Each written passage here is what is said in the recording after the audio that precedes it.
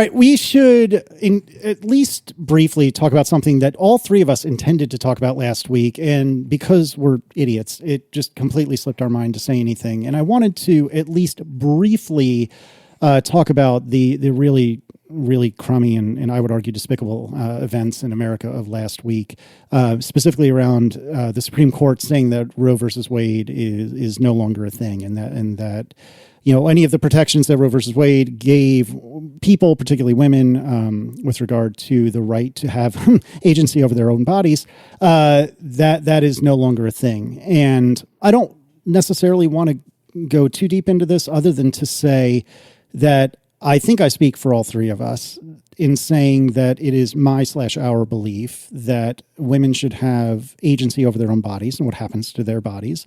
I would not find it funny if I was compelled to do things with or to my body without my permission. I would not find it funny if I couldn't get healthcare that I needed simply because some other people found it to be taboo. I don't think it's fair that, that other people can decide whether or not it's okay for, I don't know, like, let's say for me to get a vasectomy, for example. Like, I don't think that's anyone's business but mine and Aaron's. And I find it really disgusting that a bunch of old people seem to think that they know better for Aaron, for example, than Aaron does herself. And I really find it quite gross. As someone who has lived through infertility, we did not have to do in vitro fertilization, but we were very, very close to it. And depending on how you read the rulings and the laws of the land as they exist today, you could make a very strong legal argument that in vitro fertilization is now illegal. And I find that to be absolutely disgusting because here it is, so many couples and so many families want desperately to have a child, and they would do anything, including paying absolutely egregious sums of money for the privilege of having a child. And because this gets swept up in something that some people find taboo, it's now questionably legal. And I find this whole thing to be disgusting. I really think it is inappropriate for me to specify what should happen to anyone else's body. And I find that, in my personal opinion, abortion is healthcare. And I think that healthcare really should be universal in this country, but that's neither here nor there. And I just wanted to make it plain in public that I think that this is the wrong way. I think this is disgusting, and I am not in support of it. And I don't know if that does any good, but I just wanted to make it plain and public, my opinion on it. And I don't know if you guys have anything else to add or say or correct on that, but I'm all ears if you do. Oh, absolutely. I do. I mean, I can't believe that we've gone back in time on this. So like we've gone back, 50 years, whatever it's been? Something like that, yeah. In the view of time, overall things are better now than they were 50 years ago in most ways. But when you take such a big regression like this, it really can feel like they're not. And this is a major regression in a number of different areas for a number of different reasons. And the fact is, Casey, you said a minute ago that, quote, in your opinion, abortion is healthcare. And in reality, it's more complicated than that. In reality, it literally is healthcare for a number of conditions. And people who are anti-abortion normally have a fairly simplistic view of the issue. And if you're one of these people listening to the show, if we somehow still have any conservative listeners, first of all, I respect that you listen to the show knowing that we're not conservative. Yeah, agreed. And that hasn't scared you off, and that you're willing to hear other opinions. Good on you for that. The view that anti-abortion people tend to have is this very simplistic, almost storybook view of all abortions are killing babies, and that's it. And the reality is much more complicated than that. 1,000 times more complicated than that. There are so many sides to this. There are so many conditions in which it is literally the only possible outcome to save the mother's life. There are many conditions where you have tricky problems or literal health problems. Literal health care is required that is considered an abortion for various conditions or situations that happen in real life all the time. So even if you think that women shouldn't be allowed to choose abortion for other reasons, which that's a big if, and I would question that as well. But even if you can set that part aside, the reality of the issue is so much more complicated than that. And there's so many situations where it is the required medical procedure to preserve a woman's life, or at least physical and mental well-being, that to actually ban it and to actually make it illegal is literally putting women's lives in danger. It is literally going to result in women dying. That is not an exaggeration. It is not a frivolous thing. This is not a thing to be taken lightly.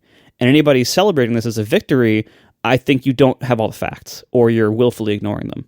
Well put. This is literally a step backwards into a barbaric past time that we did have, where lots more people died who either couldn't afford to get the kind of, under the table treatments or to travel somewhere where it was available, or who took something more desperately available that ended up killing them or hurting them.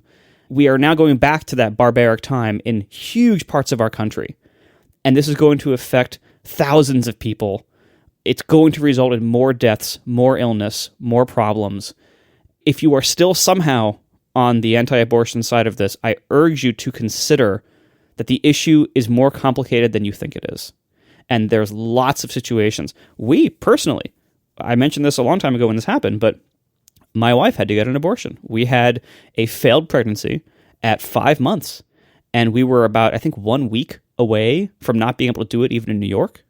It was deemed unviable of a pregnancy. We had to terminate it to preserve her health and her ability to possibly have more kids in the future. We had to terminate it. That was the required healthcare move at that time. And this was for a pregnancy that we very much wanted. But it was, it wasn't going to happen. And had we not been able to do that, we could have had some much more serious problems down the road. So I urge you out there, if you are on that side of the politics of this, please open your mind to the possibility that the issue is more complex than you think it is. And for everyone on the pro-choice side of this, like us, I urge you to just do whatever you can politically to help right this wrong. And frankly, I don't know how much we can do right now. I'm, like many of you, pretty jaded at America's prospects right now in lots of ways. I mean, This is just one issue of many large recent issues that we're having to deal with that are seemingly going the wrong direction. I mean, we have a legitimate chance here that our next major national election might literally be contradicted by state legislatures and possibly the Supreme Court. So our actual democracy is literally being threatened in very, very large ways that I don't think most Americans fully appreciate. So we have lots of problems right now, but this is a big one. And to have regressed so far in such a damaging and dangerous way is despicable. And I am, as we just passed July 4th, I am super not proud of America right now. And we have a lot of work to do to fix the train wreck we've made for ourselves. Yep, couldn't agree more. Yeah, a couple things I'll add. In any kind of situation where you're trying to set some kind of policy or laws or whatever surrounding healthcare, and you're using some criteria other than the unfortunate phrase that we have in this country, which is terrible, but evidence-based medicine, which basically is just medicine. If you're using anything other than what is best for your health to make a healthcare decision, something has gone wrong. And that's exactly what this issue is. What would be the best thing to do in this situation? What does the patient want? These are the things that should be in question when determining what course of healthcare to pursue. Nowhere in there is, yeah, but what do a bunch of other people think about this? Oh, I don't care that it has worse outcomes. And and people say like, well, if it's not going to kill you, it's fine. Let's just wait to see this. Already with with this decision, there's been situations where doctors have been afraid to do what they know is right healthcare wise because they're afraid of getting sued or losing their license because they're in some terrible state that has terrible trigger laws that took effect as soon as the Roe v. Wade, decision came down. Right. that's not the right decision to make for the health of the patient. And it's like, well, if they didn't die, like it's like we have to wait until they get worse because it has to be only to save the life of the mother, and the mother's life isn't in threat now. So let's wait until her life is threatened, and then we're allowed to do this is not how medicine is supposed to work. Let's wait until it gets worse because then we're allowed to do the thing. We could do something now to save her, and it would be the right thing to do, but actually some people don't like that. They're not here. They're not the patient. But we've decided that these laws have decided for us that we have to make a decision based on something other than the best outcomes of the patient. And this is setting aside all the other outcomes that Marco was talking about. Women will die. There'll be worse outcomes for everybody. There'll be worse outcomes for children. There'll be worse outcomes for mothers. There'll be worse outcomes for everybody involved. This law and this decision, it runs counter to all of that. So that's terrible.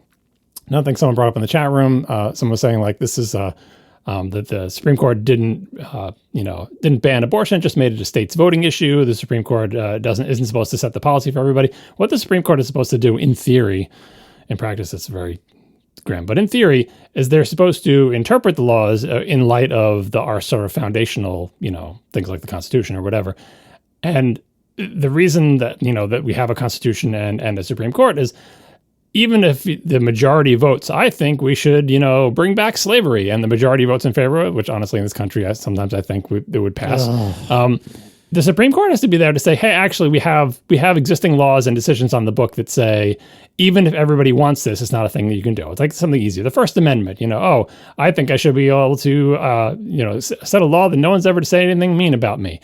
Sorry, we have a foundational document, and that will hopefully be correctly interpreted by the Supreme Court to say, no, even if the majority of the country wants that law, it doesn't fit with our system. Abortion is no different. It's like in the Roe v. Wade decision, which was decided and then subsequently upheld, it's part of the right to privacy that the state can't come and tell you what can or can't happen to your body, right? And that's what's been overturned, and it's a terrible decision. And hopefully, it's a big step backwards. It's very easy to tell. It's like, oh, maybe from the lens of history we can tell what was bad. Or no, you can always tell if some group is fighting for rights and some group is fighting against them. The people who are fighting against them are always wrong. It never goes the other way. It's like women want these rights, and gay people want these rights or whatever. You can tell when you're there. You don't have to wait you're 50 years into the future. So this is obviously a bad decision. It's taking us backwards. Or you can look at the rest of the world, or you can look at outcome. Anyway, it's a bad situation. We all hate it. Hopefully things will get better. We'll all do what we can to make that happen. If we still have a democracy in the next several years. I will say too on that point, which again, that is you might think this is hyperbolic. I assure you it's not. This is literally a risk that we have to face. Yeah, because it's not like an accidental thing that's happening to us. It's a thing that people are doing. There are groups actively lobbying that have been lobbying for decades to make this happen. It's not something that happens accidentally or like, whoops, looks like Roe v. Wade went away. This has been some people's life's work. There are active agents trying to drag us backwards. Yeah, and there are also active agents trying to basically give state legislatures the ability to overturn election results that they deem, quote, suspicious, which read this as code for we lost. If you think there were some shenanigans with, the Trump team suggesting that our whole election should be thrown out because they lost, you haven't seen anything yet. Because there's a whole bunch of stuff going on at the state levels that's very, very scary. And so I urge you all, vote in local and state elections, even if it is not a presidential election year. Because a lot of this stuff kind of flies under the radar at times, during elections and at times when there's not a lot of voter turnout because it is not a presidential election. Vote in every single election that you can. Every single one. Vote. Make your voice heard. And if you don't follow the particular politicians at that level, that's fine. Most people don't. Vote however you feel is, for the party or people or whatever it is that you think will be least evil, because not a lot of people show up to vote. And so if you do, like on those, non-peak elections, it matters. It counts. And we really have to defend our democracy at all levels, local, state, and federal, because I'm telling you, those are under significant attack. And as the upcoming elections are soon, we have midterms, this year, right? Mm-hmm. We have the presidential election in another couple of years, and I'm telling you, it's going to be rough. You thought this past election was a little bit rough with the state of our democracy. I'm telling you, it's going to get worse, and we have to be ready for that, and we have to start defending against that and rolling back some of these terrible things so that we can literally have a democracy. Like that's what we're fighting for, among other things. We have lots of other major issues. We have this terrible abortion thing. We have all the gun problems. We have so many issues, but the foundation of our democracy is also literally under attack right now to the extent that most people don't realize. So please get out there and vote in every single election that you can. And if you need a voting guideline, here's your guideline. If someone who's going to be in charge of the election says no matter what the people vote for, they're going to make sure the outcome is one way, don't vote for that person. Like that's their one job is like, okay, our state is going to vote, say, in a presidential election. And the rule is whoever wins more votes in the state, gets the electors. And they say, I'll do that, but only if my favorite person wins. If my favorite person doesn't win, I'm going to ignore what you voted for and decide that my favorite person wins. There are literally people running on that platform and winning. They are winning their elections. They say, I want to be in charge of elections in the state. And by the way, no matter what happens with the vote, I'm going to make sure that my person is the person who gets the electors. Because if my person doesn't, it's obviously the election was a scam and a fraud and, whatever. Those people are winning elections. That's why we're all scared here, because they say they're going to do that. It's not a secret. They that's their platform, and then they get the most votes in the state, and they're going to be in charge of the election. So that's why we're all a little bit scared over here. Yeah, it's right out there in the open. And I will again say, and maybe go a little further, if you vote for a politician or a political party that cares more about winning than about votes being counted properly and actual democracy happening, you are not an American. You are anti-American, you are anti-patriotic, you are anti-democracy. If you want to be an American patriot, here we just celebrated our birthday, all the flags and everything. You know what that flag means? That means democracy. That means votes counting. And so if you support any politician or party that tries to interfere with votes counting, you are anti-American and you might as well be committing treason as far as I'm concerned. On that note, let's start our tech show. All right, so we spoke last week about how I'm now using an M1 Mac Mini as my Plex server, and a handful of people wrote to say, is that working? Because nobody apparently, not many people apparently are trying to do this right now, and so people wanted some feedback. It is a bit early to tell, I think, but I will say that I was attempting to watch something that was a 4K video in Plex, but it was encoded in WebM, which is, I think, what is that, Google's codec or whatever. The video was encoded in WebM, and it did not want to play on my Apple TV, and Plex got very upset about the fact that the Mac Mini wasn't transcoding quick enough for it. That being said, what I did was, because I'm me, I used Don Melton's incredible other video transcoding scripts. I'll put a link in the show notes, which is basically like a front end for FFmpeg. And I converted from WebM to HEVC or H.265, depending on, I think they're one and the same, or at least in this context, they're one and the same. And anyways, once I did that, I tried again and everything was good to go. So if you have, I don't want to make any like broad statements. I don't know if all WebM is bad. I don't know if just 4K WebM is bad. I haven't really done enough testing on all this, but certainly 4K WebM did not go well for me against the most recent Apple TV that exists, which is 17 years old now. So if you're like me and you tend to store things in H.264 and H.265, I think you'd probably be fine. But if you are a little bit more omnivorous and don't really care what things are encoded as and just try to throw it at Plex, which is one of Plex's advantages, then you might be in for a little bit of pain. So just something to think about. I'll report in again if I have any other discoveries of any sort, but it's worth thinking about.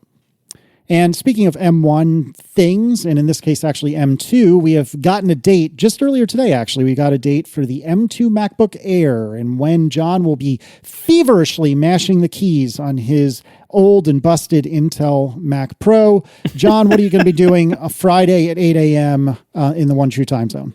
Yeah, I'll be ordering my M2 MacBook Air then, although, with availability things, especially like, oh, you have to be ready at 8 a.m. Eastern time. I'm there. I'm ready to order. I'm ready to click the button. Does that mean it will be available on the educational discount store at 8 a.m. or is that going to be later? But anyway, I'm still just determined to order this through the education store. I did the math to see what the actual discount is, and it's not great. Like I said, it's not like it used to be where you get like $1,000 off or something. It's going to be like $160 saving on the config I'm getting, which for people who are curious, M2 MacBook Air, Space Gray, 24 gigs of RAM, 1 terabyte hard drive, and probably the 2 hard drive, SSD, whatever. And the power adapter with the 2 USB-C plugs, the 35 watt 2-port adapter. That's probably what I get. And I'm also going to get AppleCare probably.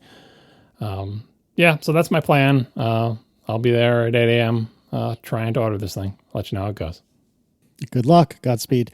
I really think these things are going to fly off the shelves, if you will, because I know a fair number of people that are queuing everything up ready to rock in order to grab one of these. And they certainly, from everything I've read and seen, they certainly seem like they're damn fine computers. And Marco, I mean, you're the one who actually handled one briefly, so you know better than either of us. But they seem like they're going to be great machines. Oh, I'm still trying to figure out, like, do I have a use for this thing somewhere in my house? Because I just want one. I'm sure I do. Because I'm telling you, it feels so good when you pick it up. It's so nice.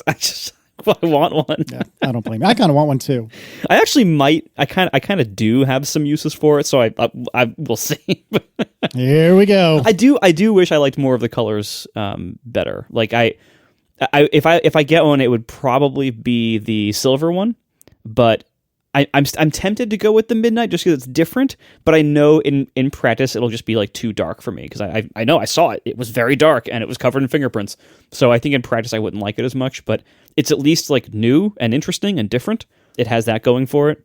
So honestly, I think if you're buying the MacBook Air, you can't go wrong with any of the colors it comes with, except space gray.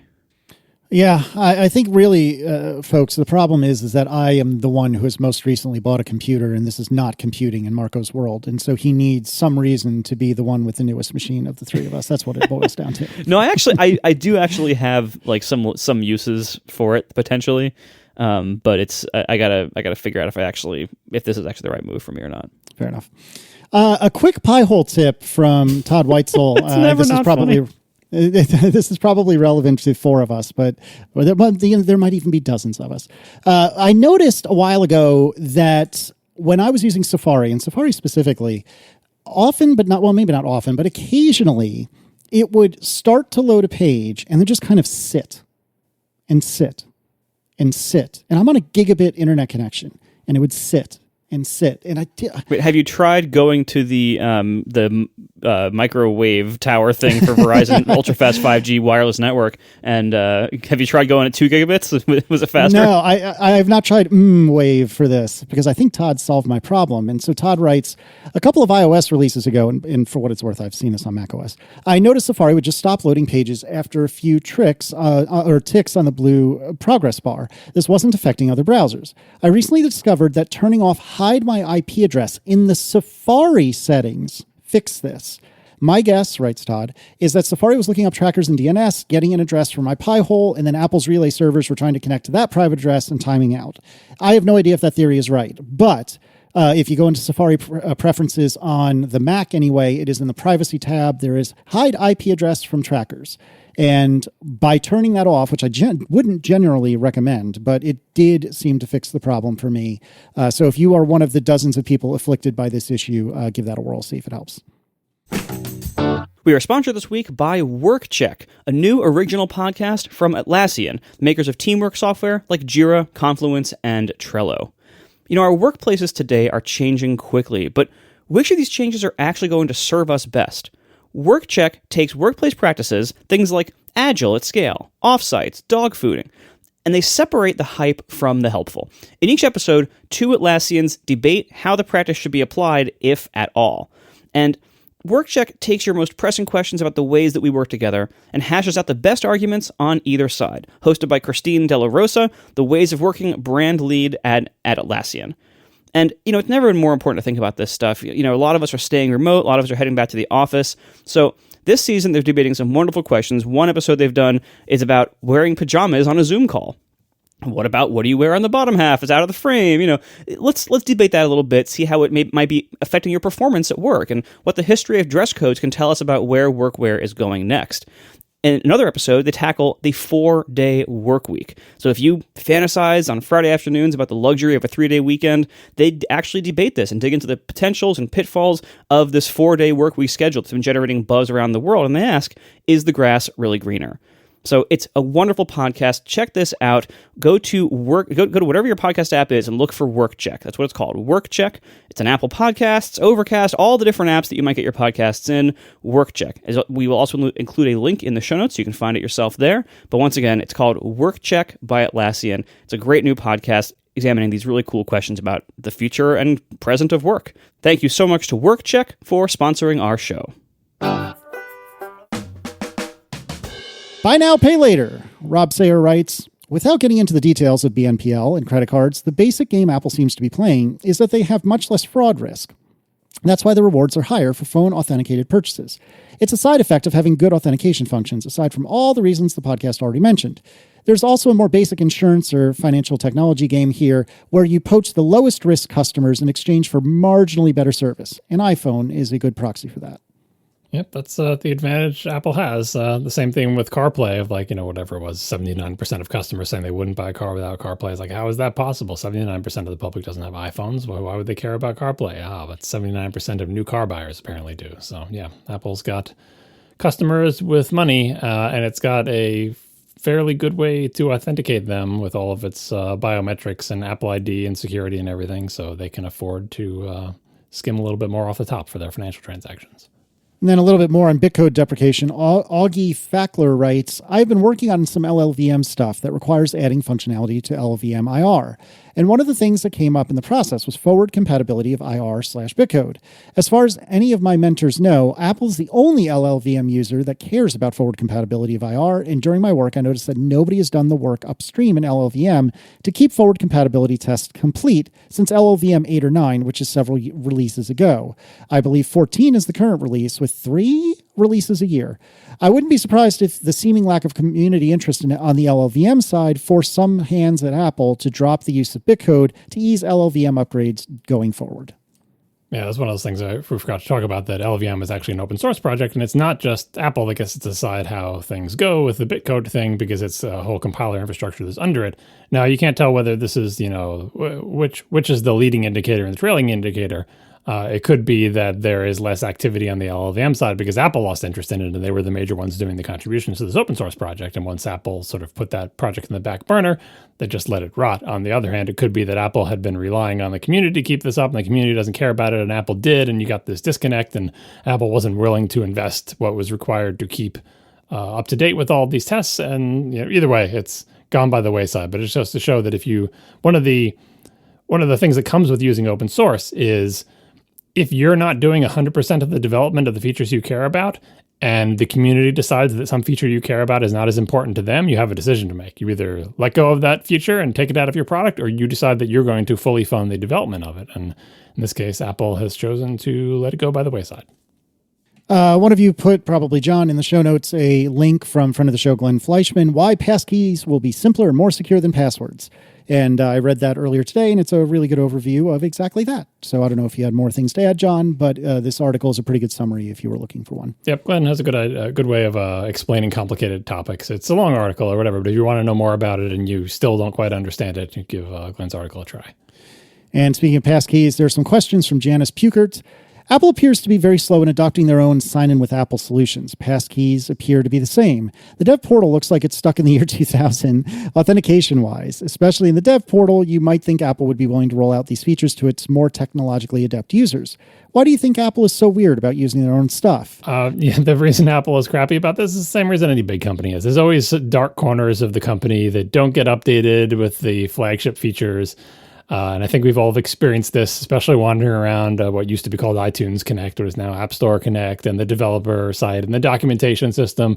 You'll stumble upon these corners of Apple's web presence that are so clearly haven't been updated in years and years. And they do get updated eventually, just not as quickly as the more high-profile parts. So maybe iCloud.com is likely to look fancy and get new features or whatever, but App Store Connect, less so, let's say. So And why is Apple slow about this? Because any big company is slow about this. It's very difficult to have entire companies have like sort of the same priority of like, we're going to roll out this new feature and it's going to roll out everywhere across every single thing that we have on the web at the same time. That's just not feasible in a company the size of Apple. Obviously, we wish they did a little bit better, but I think it pretty much scales with like how many people use this web page. I bet a lot of people use apple.com and iCloud.com. And very few people compared to that use App Store Connect. And anyway, I guess developers are more important than the average person. But whatever. It doesn't surprise me this is the case. That said, I haven't actually. I mean, the OS that fully supports Passkeys, the various OSs are still in beta, right? So I wouldn't expect Apple to be converting any of its products or services to use Passkeys until Ventura is out, iOS 16 is out, iPadOS 16, until those things all release. And even then, maybe I'm just pessimistic, but I wasn't expecting that like on the day of release, suddenly I'll be able to log into the developer portal or any Apple property using Passkeys. I don't know who's going to go first. Maybe Apple will be first, but I don't think it's going to be on the day of release. So I'm still watching for, if and when Passkeys start to come into my life. If we look at how long it took USB-C to finally become a thing that we could have some confidence in, maybe a little while for Passkeys.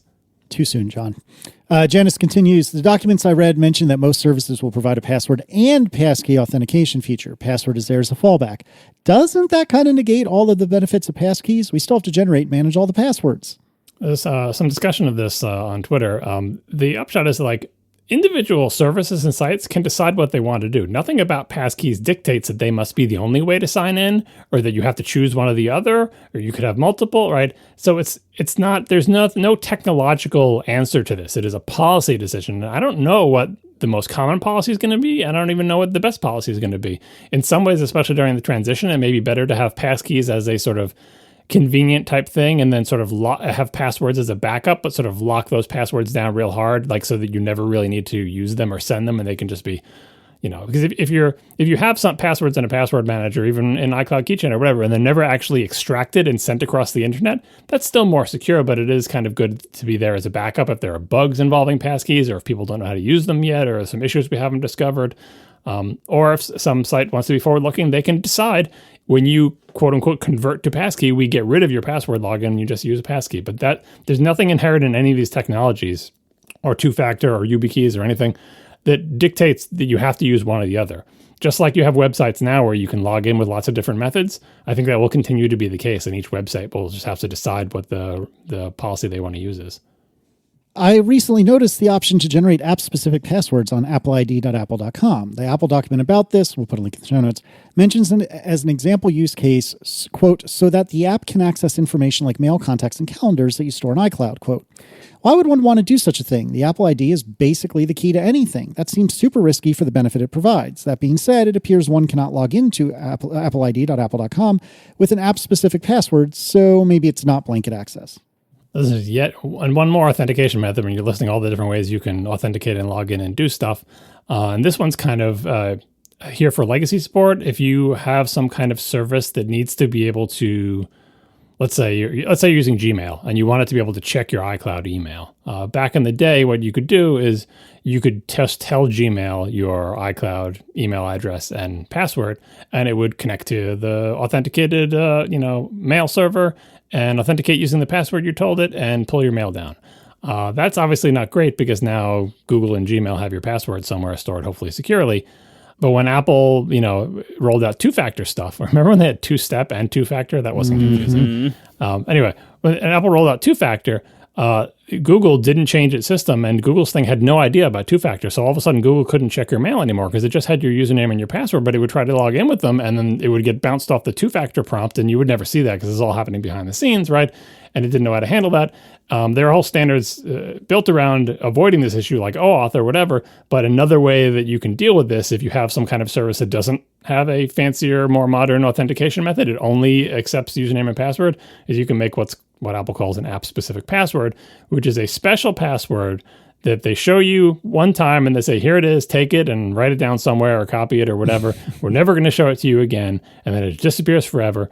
And you just give that password to Gmail. And it is not your password to your account. It is just a password, you would hope, that just lets Gmail get your email and doesn't let it do anything else. GitHub has similar things where you can, choose the various roles and permissions you want it to have. So it's a special purpose password that you give a name like, this is so Gmail can check my iCloud mail. And the only thing in the entire internet that has that password is Gmail.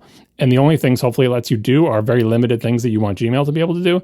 And if it is ever compromised or Gmail ever goes rogue, you can revoke that one password and stop Gmail from using it anymore. This is different than if Gmail had your real password or if you had done some sort of authentication where it goes through the two-factor thing.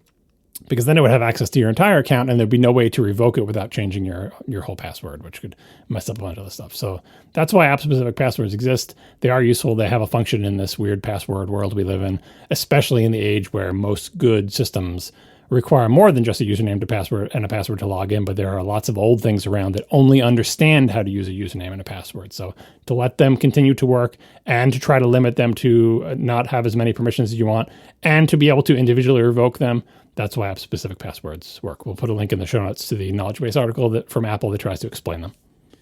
Moving on, stateful hardware controls versus software controls. So where did this come up? This started with the conversation about the Rivian, and I think there was the wipers. We talked about a bunch of other things that have this kind of disconnection between what does the software think the state of the world is and what is the hardware showing the state of the world is. So we had several different pieces of feedback about this. Jordan McEwen writes, I thoroughly enjoyed your discussion about how knobs no longer inform state in cars. This has been an idea that has been explored thoroughly in the live music soundboard arena for many years.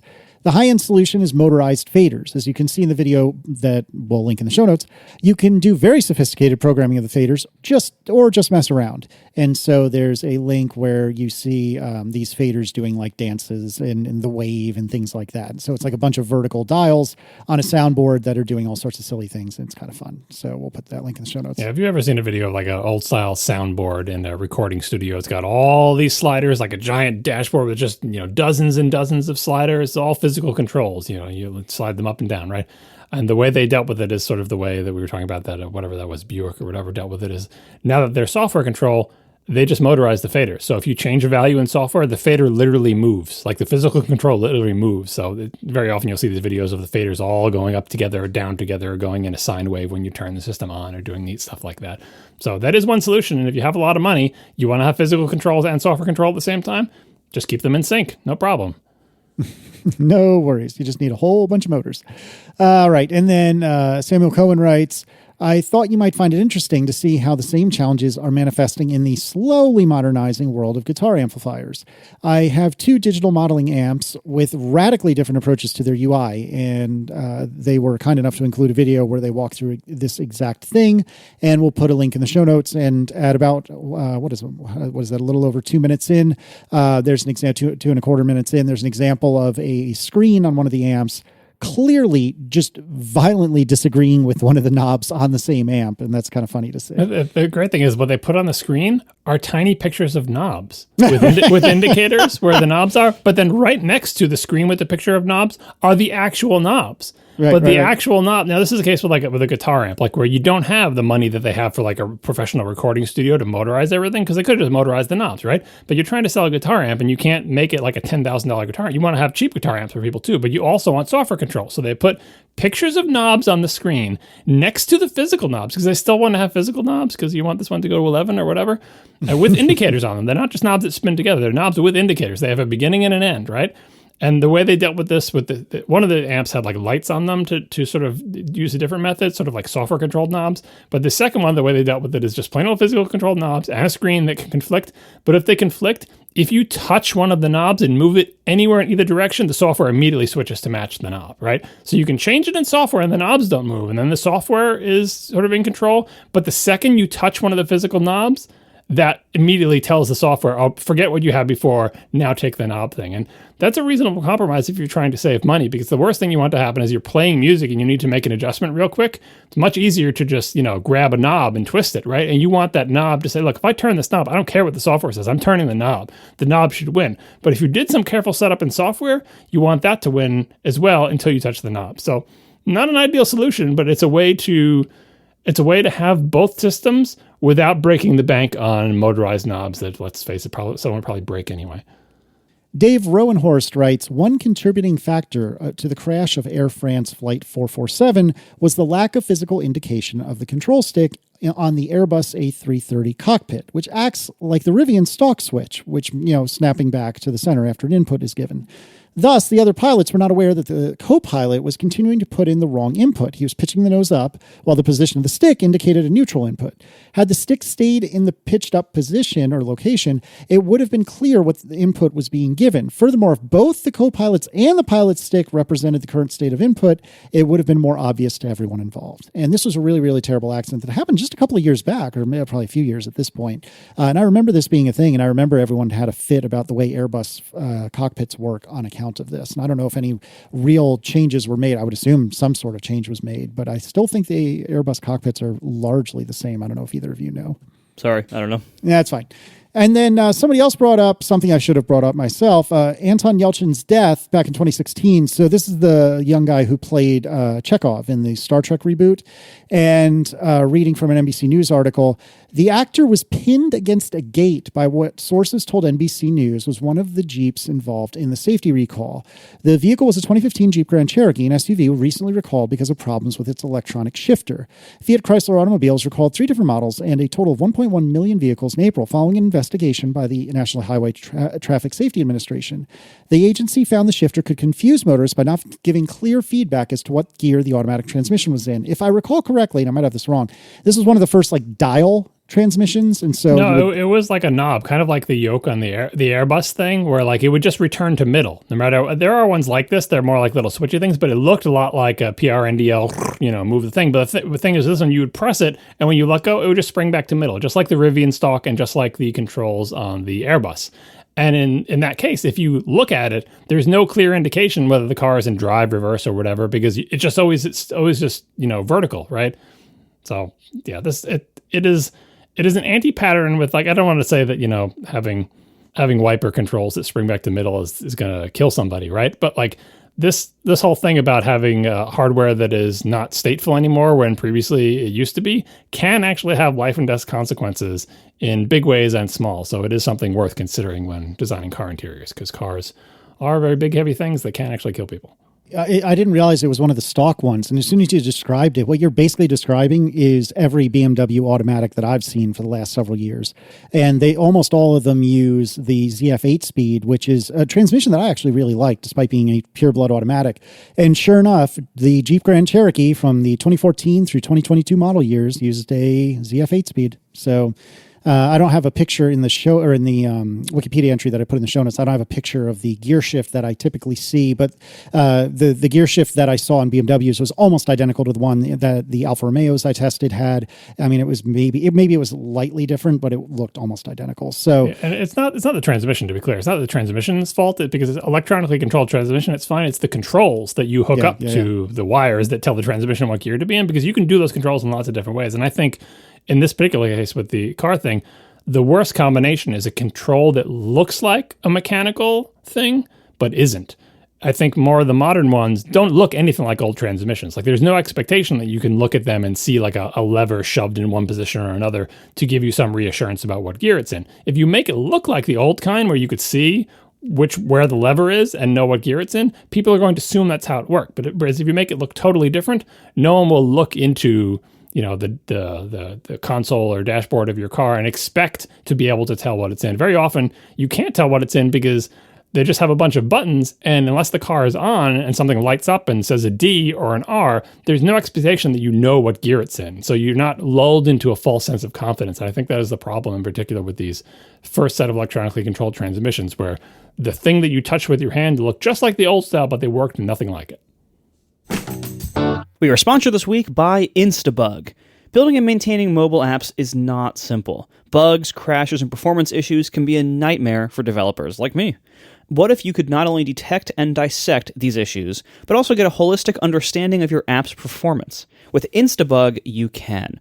Through comprehensive bug and crash reports, performance monitoring, and real-time user feedback, Instabug gives you the visibility you need to build top-quality apps.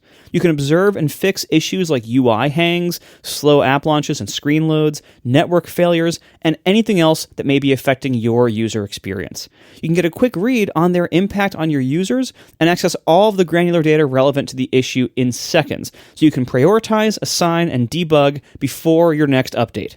It only takes a minute to integrate Instabug's SDK into your app, and it fits right into your workflow, with integration support for tools like Jira, Slack, Trello, GitHub, Zendesk, and many more.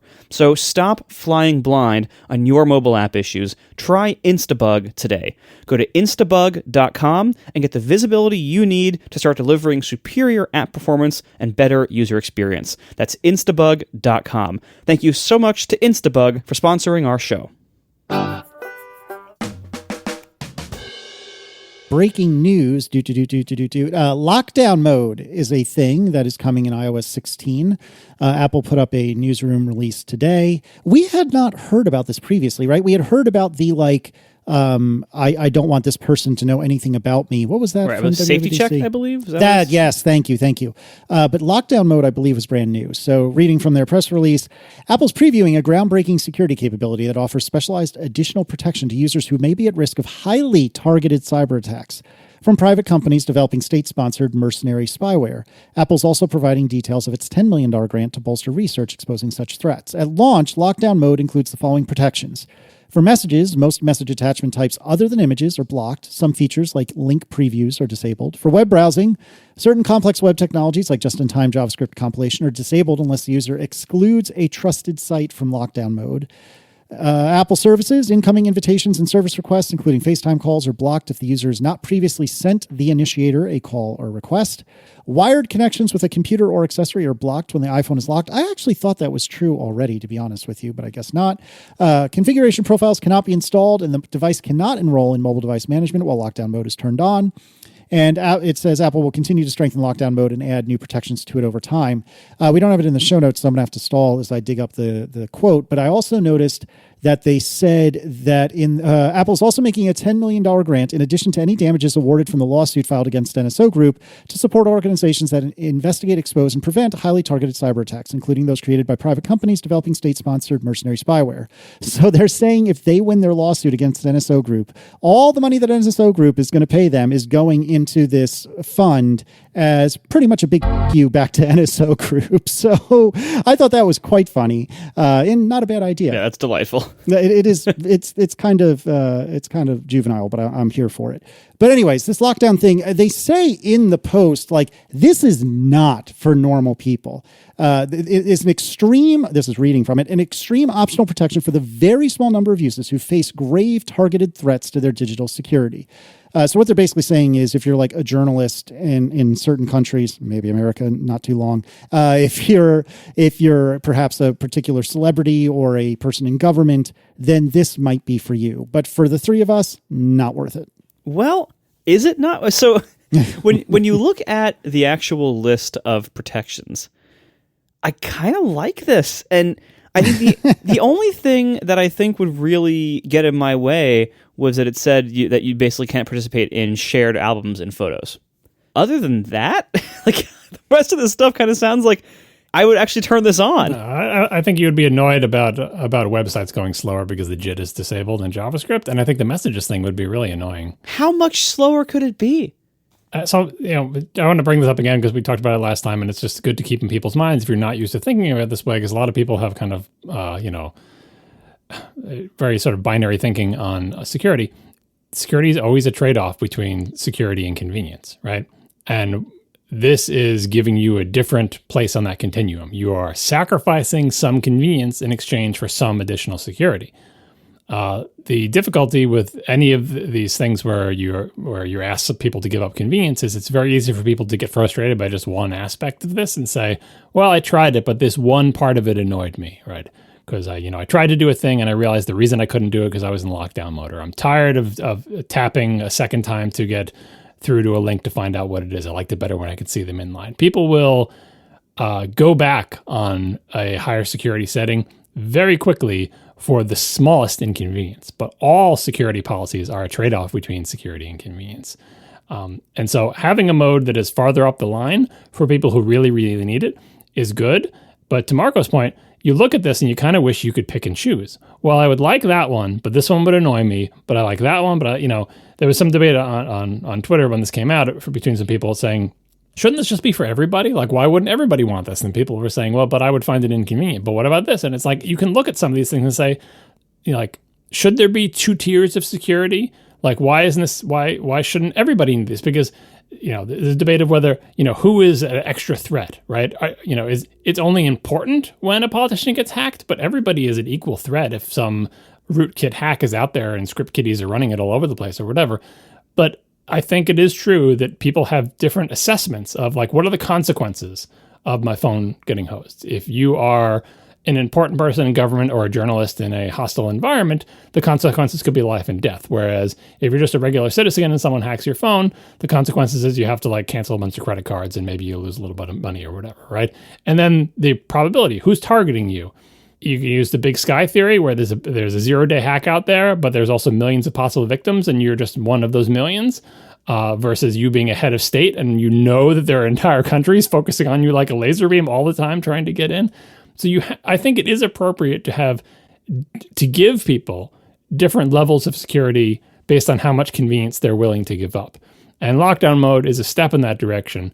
But I think we will be able to look at the list of things the lockdown mode does and says some of these should probably graduate to be the defaults, but it's not clear which ones quite yet, right? Now, obviously, doing this doesn't mean Apple is ignoring security for regular users. Apple is constantly doing tons of things for security. Almost everything you see here listed, messages, web browsing, all of Apple services, they're constantly doing things to improve the security of all of that stuff.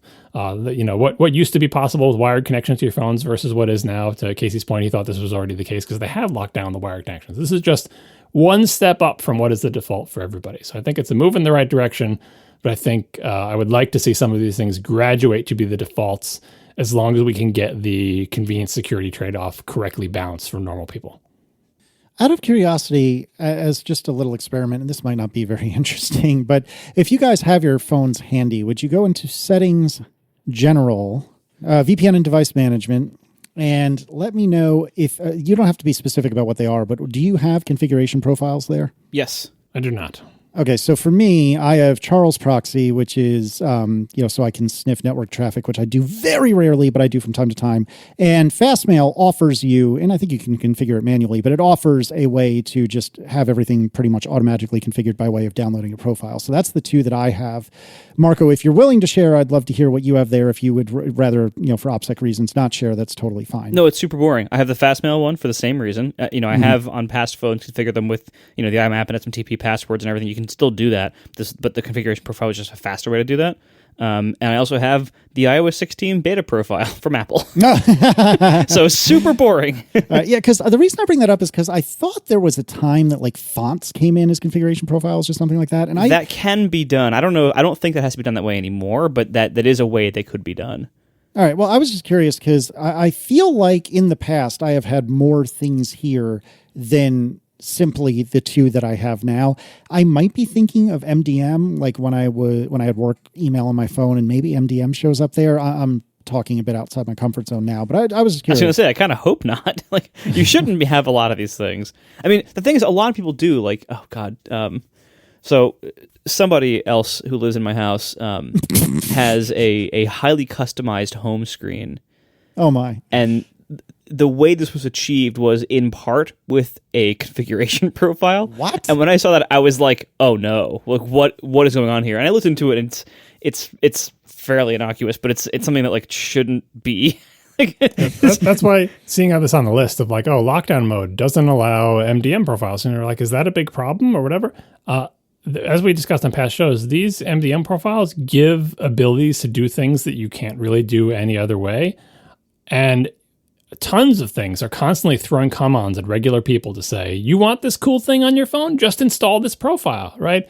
And it's the thing you should really talk to your kids about. If anything ever asks you, just install this profile or do this thing, like say no. Now, it doesn't mean they're all scams because they legitimately give you abilities to do things that you couldn't do otherwise or that would be more cumbersome to do otherwise. That's why things are always prompting you to do them. And I think it should be a signal to Apple for like, the legitimate uses that people are using MDM profiles for, like build clean hooks into the OS to do that so people can stop doing that. But that's why they're just blanking this out, because if you're going to social engineer your way into someone's phone, right, getting them to install one of these MDM profiles, either like, willingly install it by convincing them, hey, you need this to play this cool game, or getting them to accidentally install it by tapping a thing of messages and exploiting a thing or whatever, it's a very common vector. And so this, obviously the solution is not just banning them entirely because you actually need them for enterprise stuff or whatever, but this is a weak spot in iOS. And the lockdown solution is, no, you just can't have any of those, that you can't install them, period, right? It doesn't say you can't have them, it just says you can't install a new one. And honestly, that's probably the correct default setting for everybody. This is one of those things that I think should be the default for everybody. By default, no one has any profiles installed, but it's really easy to encounter something on the internet that asks you to install it and that you want to do it. You want to install it because you just want to do the thing, right? And there needs to be better protections here. This is kind of an area of ongoing work, let's say, in iOS security. Whenever I see stuff like this, I'm always like, all these very popular apps that require a configuration profile for some feature, and it's like I'm always surprised that's allowed by Apple. It always seems like the potential for problems there is quite high. Now, I think Apple's argument there would be like, well, App Store can review it and see what it does and everything, and the problem is that I'm sure that applies to in the same way that every other App Store rule applies. Yeah, maybe they review some of them some of the time, but a lot of stuff still can get through, or things can be changed after the fact, or a lot of stuff can just slip by a reviewer here and there, or the rules aren't applied evenly. So, app review is not the main security there. And so installing a configuration profile, in many cases, they're allowed to bypass other security measures on the phone that you expect to be there. Apple does a pretty good job of keeping this reasonably under control, but that's another level of security. It's like an app asking you for your root password on your Mac. Like whenever it pops up that dialogue and it's like, hey, we need your root password to install something, you're like, you should think like, why? Why do you need my root password to install something for this like calculator app? Like this probably is not a legitimate request, right? Same thing should apply to configuration profiles on your phone. Like treat it like it's your system root password. Like, do I really need to give this app root access? It isn't quite the same thing technically, but it should be considered in the same ballpark of suspicion and conservatism. We are sponsored this week by Squarespace, the all-in-one platform for building your brand and growing your business online. With Squarespace, you can stand out with a beautiful website, you can engage with your audience, and you can even sell anything, your products, your content, even your time, all with a Squarespace site. Squarespace sites are super easy to make. It is a gloriously simple platform. Everything is visual. Everything is live previewing. There's no coding anywhere. You don't have to know how to run servers or update security things or anything like that. Squarespace takes care of all of that for you. And you can make all sorts of sites with Squarespace, especially now you can make storefront sites. And this ranges from everything from physical product sales, which actually my wife does and she loves it, digital product sales. You can even have membership. You can have member content, monetize your content and expertise however might fit your brand. You can unlock new revenue streams for your businesses, free up time in your schedule. You can sell access to gated content like videos, online courses, or newsletters. Or you can, of course, sell products in an online store. Whether you sell physical or digital products, Squarespace has all the tools you need to start selling online. You can have email campaigns on Squarespace. All of this is backed up by an amazing platform. You don't have to worry about servers and markup and upkeep and CSS and any of that stuff. They have everything covered for you. They have great support if you need it. And I'm just telling you, it's so easy to make a Squarespace site. Anybody can do it. I've used it myself. I recommend it to as many people as I can. So go to squarespace.com/ATP. You can start a free trial and actually build the site and see exactly for yourself how you like it in a free trial. No credit card required. When you decide to sign up and you're ready to launch your site, use offer code ATP to save 10% off your first purchase of a website or domain. So once again, squarespace.com/ATP to start that free trial and use offer code ATP when you sign up for 10% off your first purchase of website or domain. Thank you so much to Squarespace for sponsoring our show. All right, there have been a lot of kerfuffles about and issues with regard to this M2 MacBook Pro, my favorite computer ever. But Max Tech, a YouTube channel that we've brought up several times in the past, they did an extreme stress test and they exported 8K RAW to 4K HEVC, trying to max out both the CPU and the GPU. And they found that the M1 MacBook Pro was GPU limited, that's the M1, mind you, and did not throttle. And the fans did not hit maximum RPM. The M2 hit 108 degrees Celsius with the fans at maximum RPM and then had to thermally throttle to get things back under control. So in other words, the fans weren't enough to cool the processor down. and the processor couldn't be that hot. So the only choice it had was to choose to operate more slowly until it was able to cool itself down. And then it would say, oh, I'm cool now. Let me ramp back up and operate fast again. And then the fans scream, and then it gets too hot, and then it cools back down, and it slows down, it cools back down. This whole thing just starts again. And so MaxTech found that the M2 was still 10% faster than the M1 MacBook Pro. And without thermal throttling, the M2 GPU can be up to 35% faster, and the M2 CPU can be up to 18% faster. But apparently the thermals on the inside of this thing are not good. Before we get to some more opinions on that, just to lay out what was put in this video, you can watch it to see the thing. They're picking an extreme test. Like, they're trying to find something that will, light up every part of the system on a chip at the same time, which is hard to do in regular workloads, right? But apparently they did find one. And, you can watch it. You can watch their results. They have these tools that they're measuring the clock speed, and you can watch the clock speeds just drop in half or a quarter, like really hard thermal throttling with the fans going at max, right? But despite all of that, it's still being 10% faster. It's like, well, that's not great, but, your M2 was still faster, and you were trying to find an extreme workload that most normal people aren't going to have. So anyway, take that for what it's worth. But then there's some debate about this result because some people have not been able to reproduce it. In particular, Gary from the Everyday Dad YouTube channel tried to do the same test with an M2 MacBook Pro rendering 8K Canon RAW footage for 15 minutes straight. And he said, no fans, no high temps, no anything. So I think the jury is still out on this. What I think about it is, if it's thermal throttling and getting super hot, but it's still faster, that's not ideal, and a better cooling system would be better. But one of the things we know about the M2 MacBook Pro is it's just the old computer, like to the point where they put stickers over the boxes of the old computer, right? To make new boxes. It's the old computer, it's the old case, it's the old single fan cooling solution. I mean, it's not exactly the same cooling solution, but they didn't completely redesign this. The form factor is the same, and the innards are very similar. And on this particular M2 MacBook Pro that MaxTech was testing, apparently that cooling solution was not adequate when everything is maxed out. And, we'll see in the coming days and weeks if people can reproduce this result, if it's widespread, if it's specific to the one test that they were doing, or if other people can reproduce it. But I was kind of amazed that even with massive thermal throttling and incredibly high temperatures, it was still faster. Yeah. So it's pretty weird. But yeah, we'll keep an eye on this. If you're looking for yet another reason not to buy this computer, here's one. And to Marco's point from several shows back, what about the Air? The Air doesn't even have a fan, and it's got the same chip in it. Is that going to thermal throttle, and how badly? Now, obviously with the Air, it's less important because no one is buying the Air for maximum CPU performance. You want it to be thin and lightweight and silent and hopefully cool. And maybe that's not the best machine for you to run your 8K raw renders on all the time, right? Maybe get, an actual MacBook Pro for those purposes.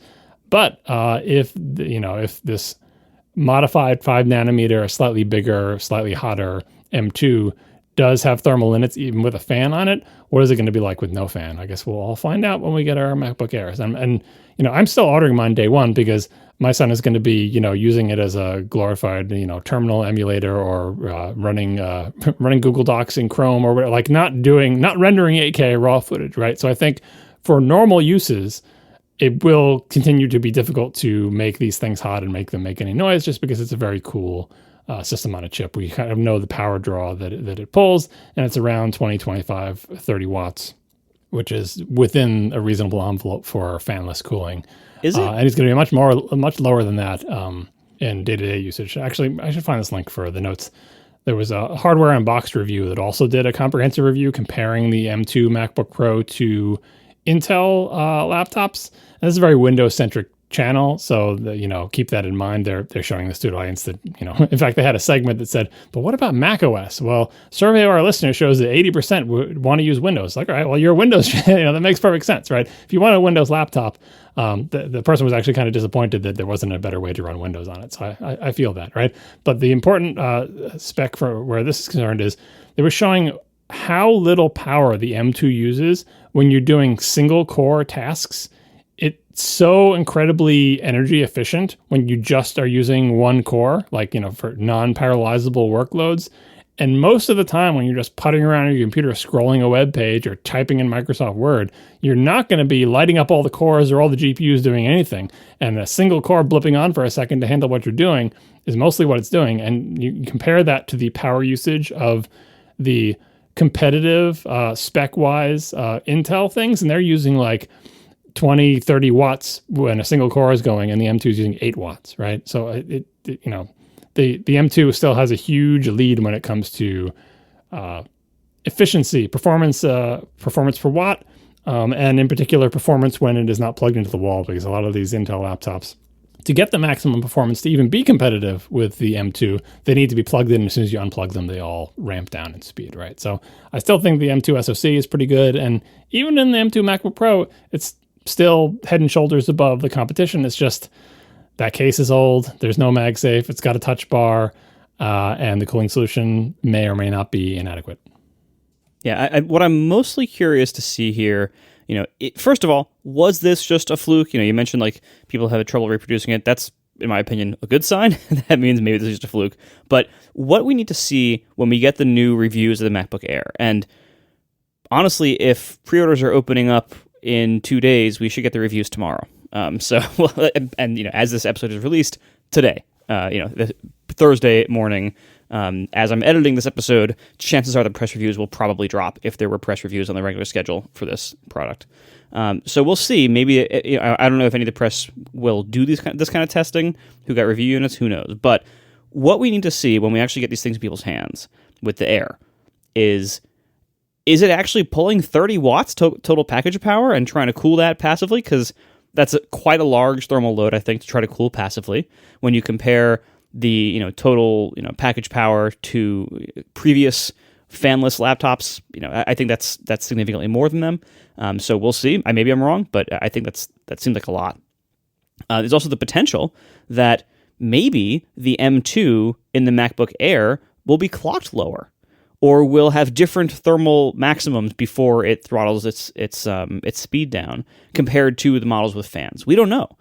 Until now, all the M1 products, as far as I know, seem to be all clocked the same, or at least very, very close to the same. They all seem, and apparently they also have the same fan curves from the testing on the Studio. Like, you would have think they'd be tuned differently for the bigger cooling solution, but like no matter what you did to it, the fans would stay at the same RPM in the Mac Studio. It seemed like, at least on the initial reviews, that the fan curves of all these things, that the clocks were the same and the fan curves were the same. Right, and so you could assume that M1 meant M1, and it meant the same thing everywhere. It had the same performance everywhere. It had the same rough thermal characteristics everywhere. We don't know if that's always going to be the case with Apple's M-series chips. They could theoretically clock the Air lower if they had to for cooling. Something else to consider is that the M2 is based on the TSMC 5nm process still. So they made the whole chip bigger. It's a larger die, but made on the same process. So it's probably going to run hotter than the M1. Well, it's not the exact same process. It's the modified process that does give a slight performance per watt savings over. That's what I was saying, like percentage-wise. It got like X% bigger, and the new process is Y% more energy efficient. And I think the percentages are close to each other. It got like maybe 10 or 15% bigger, and maybe it's like 9 or 10% lower power. Like, that's true. It's not outside the bounds, but the expectation is that this would use more power and be hotter because it is bigger, and I think it is bigger more than the slightly modified 5nm process makes up for. But like, the thing to remember with this, and the reason that people have trouble reproducing this, is it's not just a CPU; it's a system on a chip, and to make every part of that SoC do work at the same time is actually pretty challenging.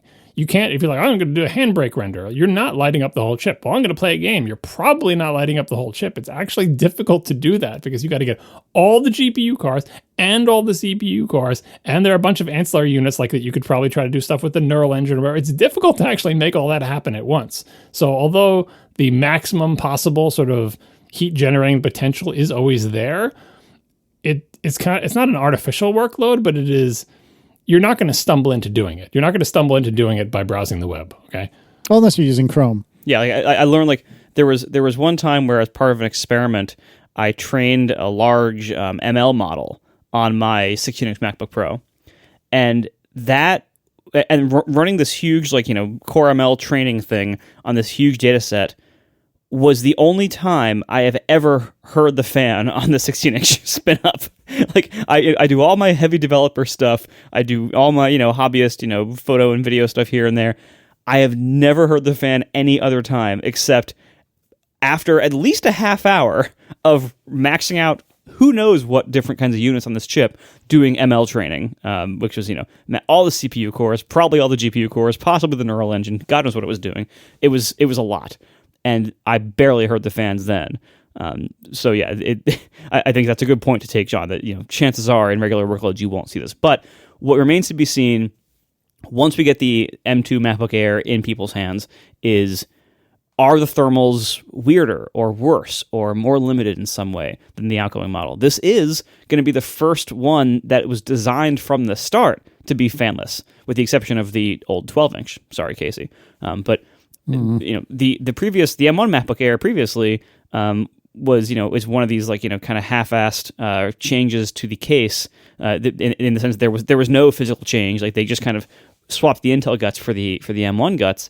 So there was probably not much of a thermal consideration there to run this thing fanless. Whereas now the new M2 MacBook Air is the first MacBook Air physical case design that was designed from the start, presumably, to be fanless. So we'll see what it can do and how it behaves. We learned at the last one, somebody wrote in, I forget how we learned this, but you can't just use the entire metal bottom of the laptop as the heatsink, because there are certain standards for how hot a laptop can get in certain countries and everything for like safety and health and stuff. And so the bottom of a laptop can't be like super, super hot. And so you can't just like bond the chip to the case and call it a day.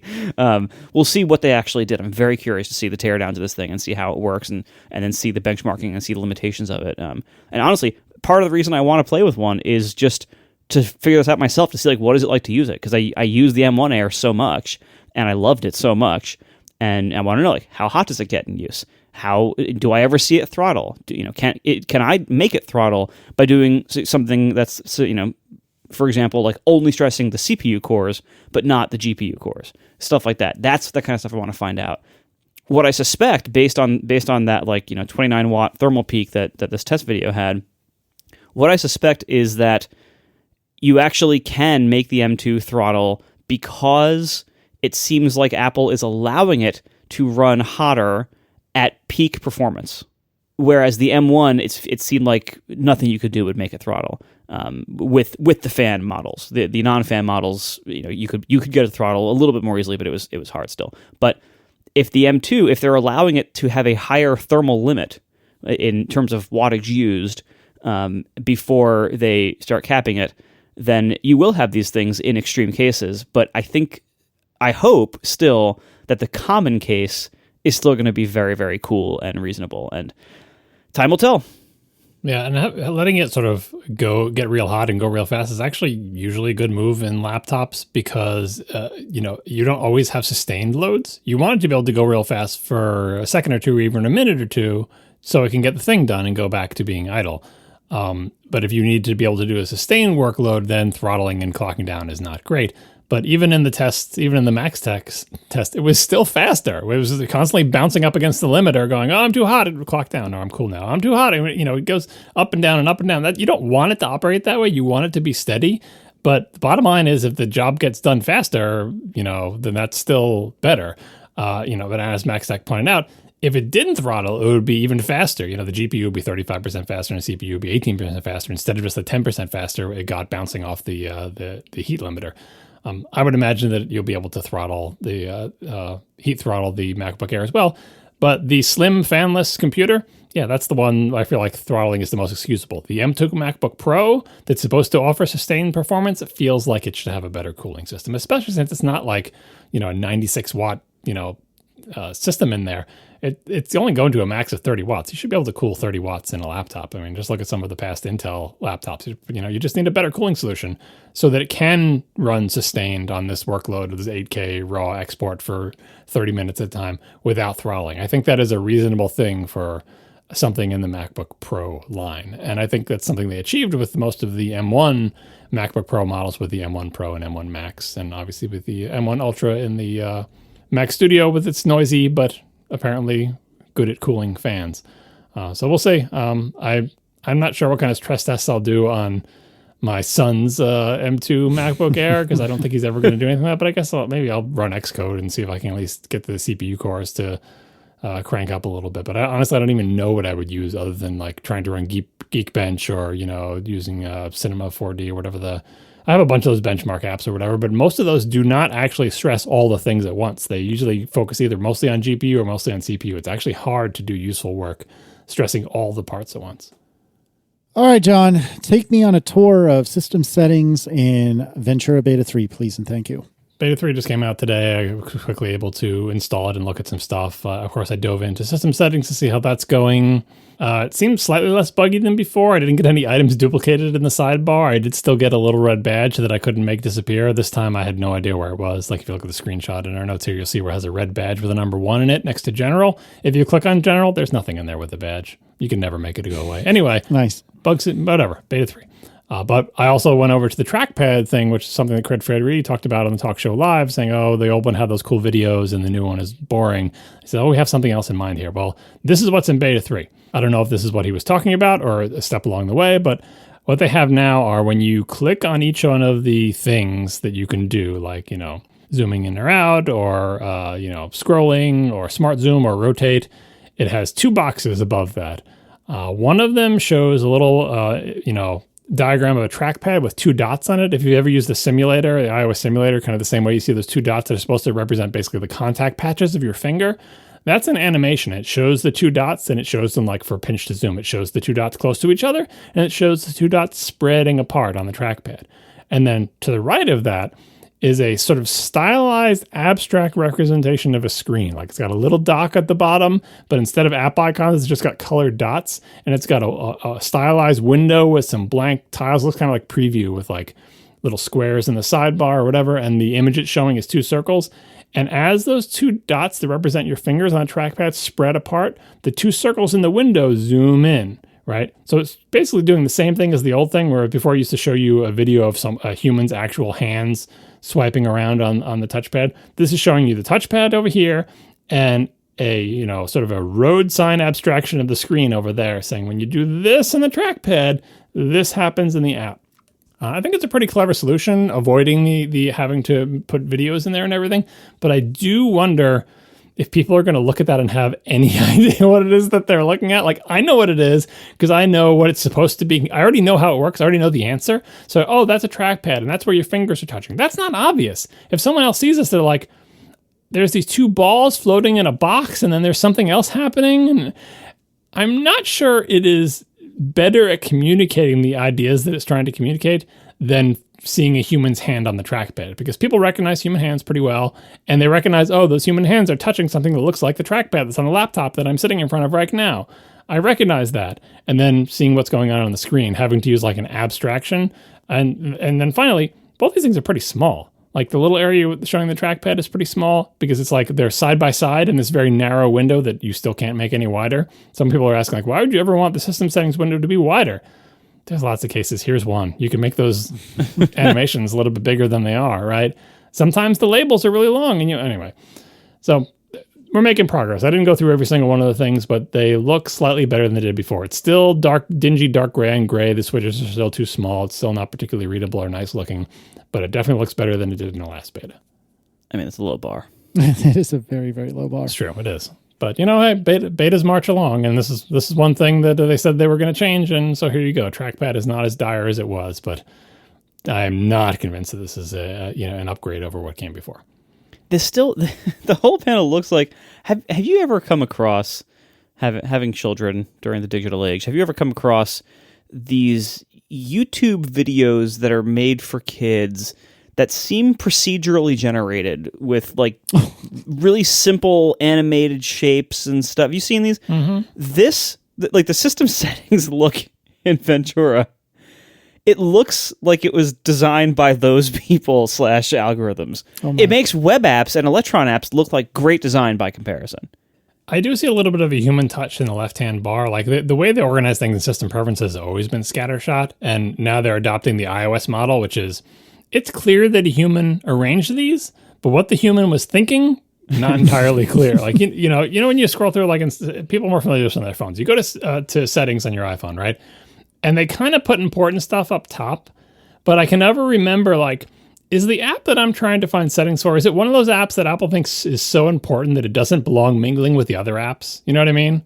Like phone or camera or Safari versus mail versus stocks, right? There's a hierarchy in apps of what Apple thinks is important enough to be a regular app versus like, oh, this is kind of part of your phone, right?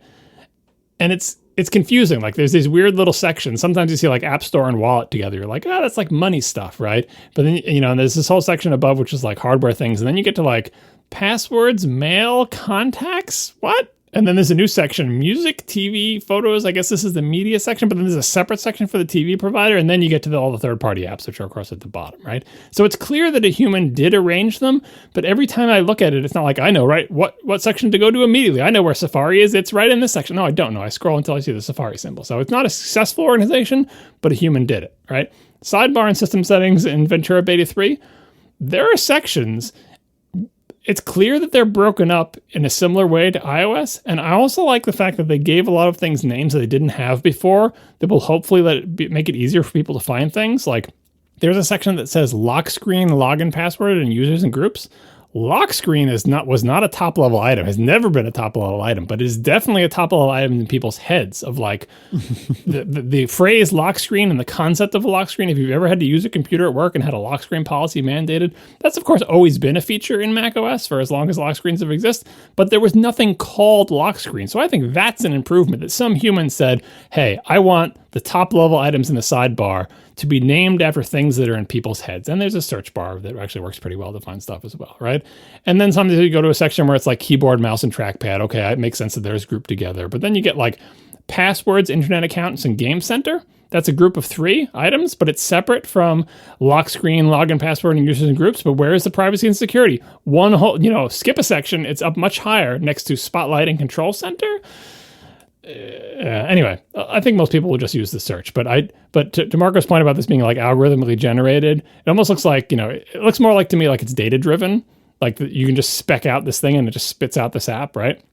Without much of a human touch. But then you go into trackpad and it's clear that this is a very custom situation where when you, you can't tell from the screenshot, but when you click on or mouse over one of these rows, it changes the animation and then it plays it. This is all customized with a little bit of a human touch. And the sidebar has a little bit of a human touch, but a lot of it does kind of look like, a very straightforward hierarchy that was just sort of data driven by a plist somewhere, and then you just run it through and it produces this app.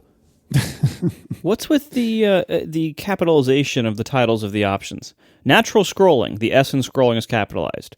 Smart zoom, the Z in zoom is not. I mean, is that any different than it is today? Go look at on your laptops if you're in front of one now. I don't know if it's any different. Inconsistent capitalization is not a new thing. Maybe natural scrolling is a little TM symbol next to it. It's still wrong. It's simple as that. It's still wrong. No, I hope we'll see what happens when what actually ships here. Again, I have low confidence in Apple's software design team these days, and their ability to ship stuff that they think is cleaner, even though it's worse. Because you look at this and it still looks like the CSS failed to load. Like, I don't know. To me, like it looks cheap and sloppy. That's what it really is. It looks cheap and sloppy, and it doesn't look like something that you would expect a company like Apple to make with their reputation. It doesn't look polished and doesn't look high gloss. Right. Mac OS used to look not just like literally high glosses and having specular highlights drawn onto things, but high gloss in terms of someone, if you think of what looks like high gloss, very often the homepage of apple.com looks high gloss. Apple's product pages often look high gloss. They're supposed to look fancy and like, sophisticated and like someone sweated over all the details and it is made to look attractive. Now, that's not the most important thing about a UI. It'd be better for it to be readable, usable, accessible, so on and so forth. But once you've fulfilled those basics, it's also nice if it looks attractive and, expressing your brand in some way. And Apple's brand is very often sort of, sophisticated, minimalist, polished, beautiful looking, right? And system settings is not yet beautiful. No, I mean, we make fun so much when an app switches to Electron. And we say, oh my God, they're going to ruin the experience. They're throwing away all this native code, native design. They don't care about the platform, etc. I just open up 1Password and I open up its settings screen. And this is now an Electron app, but you open up its setting screen, and it's a nice regular Mac looking preferences screen. It's a couple of custom things in there, but for the most part, it looks like a Mac setting screen. It looks nice. It looks put together and polished and thought through. And you look at the Ventura System Settings app, and it is none of those things.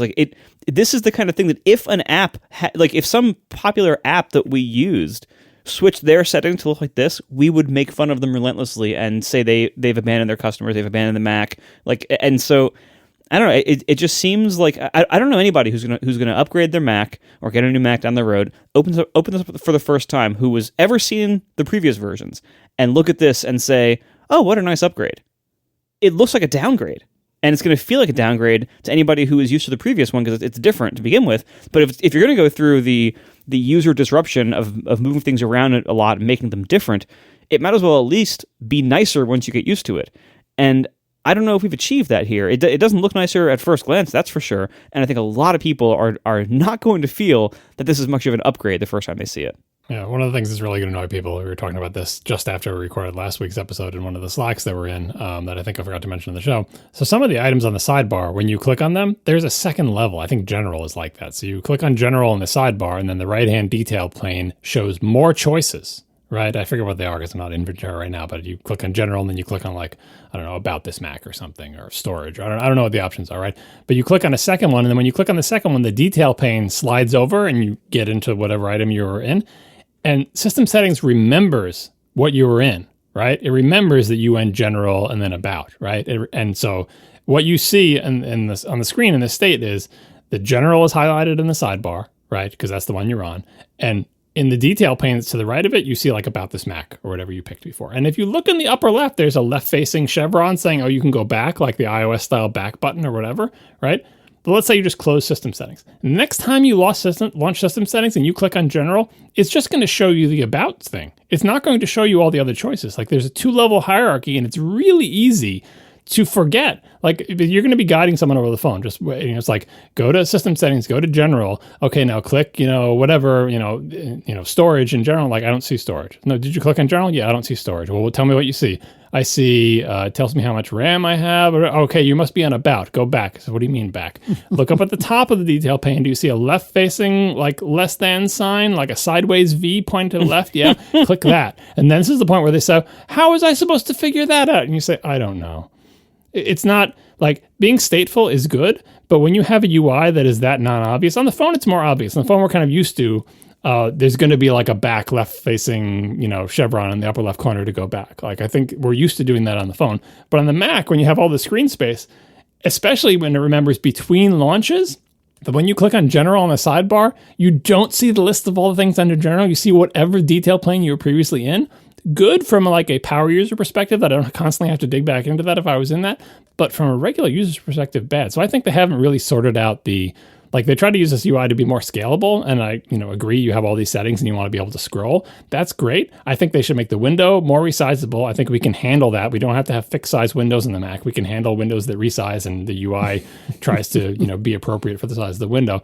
And I think this 2-level thing under General, I don't think it's working yet. So I don't, especially since the sidebar scrolls, right? So how many items are under General? 9? Put those into the groups on the left-hand side. Make it a flat hierarchy. At least then people won't have to guess how many of these items on the left have multiple things underneath them and how many don't. Because you can't tell by looking at them. You just have to know. It's a bit of a mess, isn't it? A bit. All right, so let me ask you, hopefully this is not a mess. Tell me about shared photo libraries, which I'm super excited. I really honestly am super excited about this. So tell me, is it even close to ready? I'm excited about it too. These are the first set of betas, the ones that just came out today-ish, that have support for iCloud Shared Photo Library. I just tried it on macOS, but I think it's in the iOS betas and the iPadOS betas and all that other stuff, right? Obviously, this is a feature that's being added to the existing Photos app, which is not great and continues to be not great and really weird. But the feature they added, this specific feature, went pretty smoothly for me. I'm doing it on a test Apple ID. The only hiccup I had is, and this always happens to me, is I have a test Apple ID, and I wanted to make another test Apple ID to be in a family group with this test Apple ID.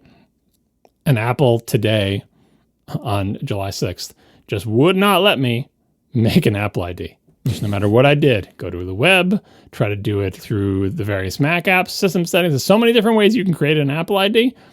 Create a child Apple ID, create an adult Apple ID, create an iCloud.com Apple ID, create an Apple ID for, a Gmail address. Apple just said no. I tried for about an hour today to create an Apple ID, and the farthest I got was I was on the final screen of making it happen. I think I was doing the web, and the error message I got was, you cannot create an Apple ID at this time. Try again later. And if you Google for that, you see lots of people saying, oh, sometimes Apple servers are weird or whatever. I'm like, really? Are there whole days where you can't create an Apple ID? Anyway, I couldn't create an Apple ID, so I could not actually share my shared photo library with anybody. But it still lets you go through the feature and see how it works just by your lonesome.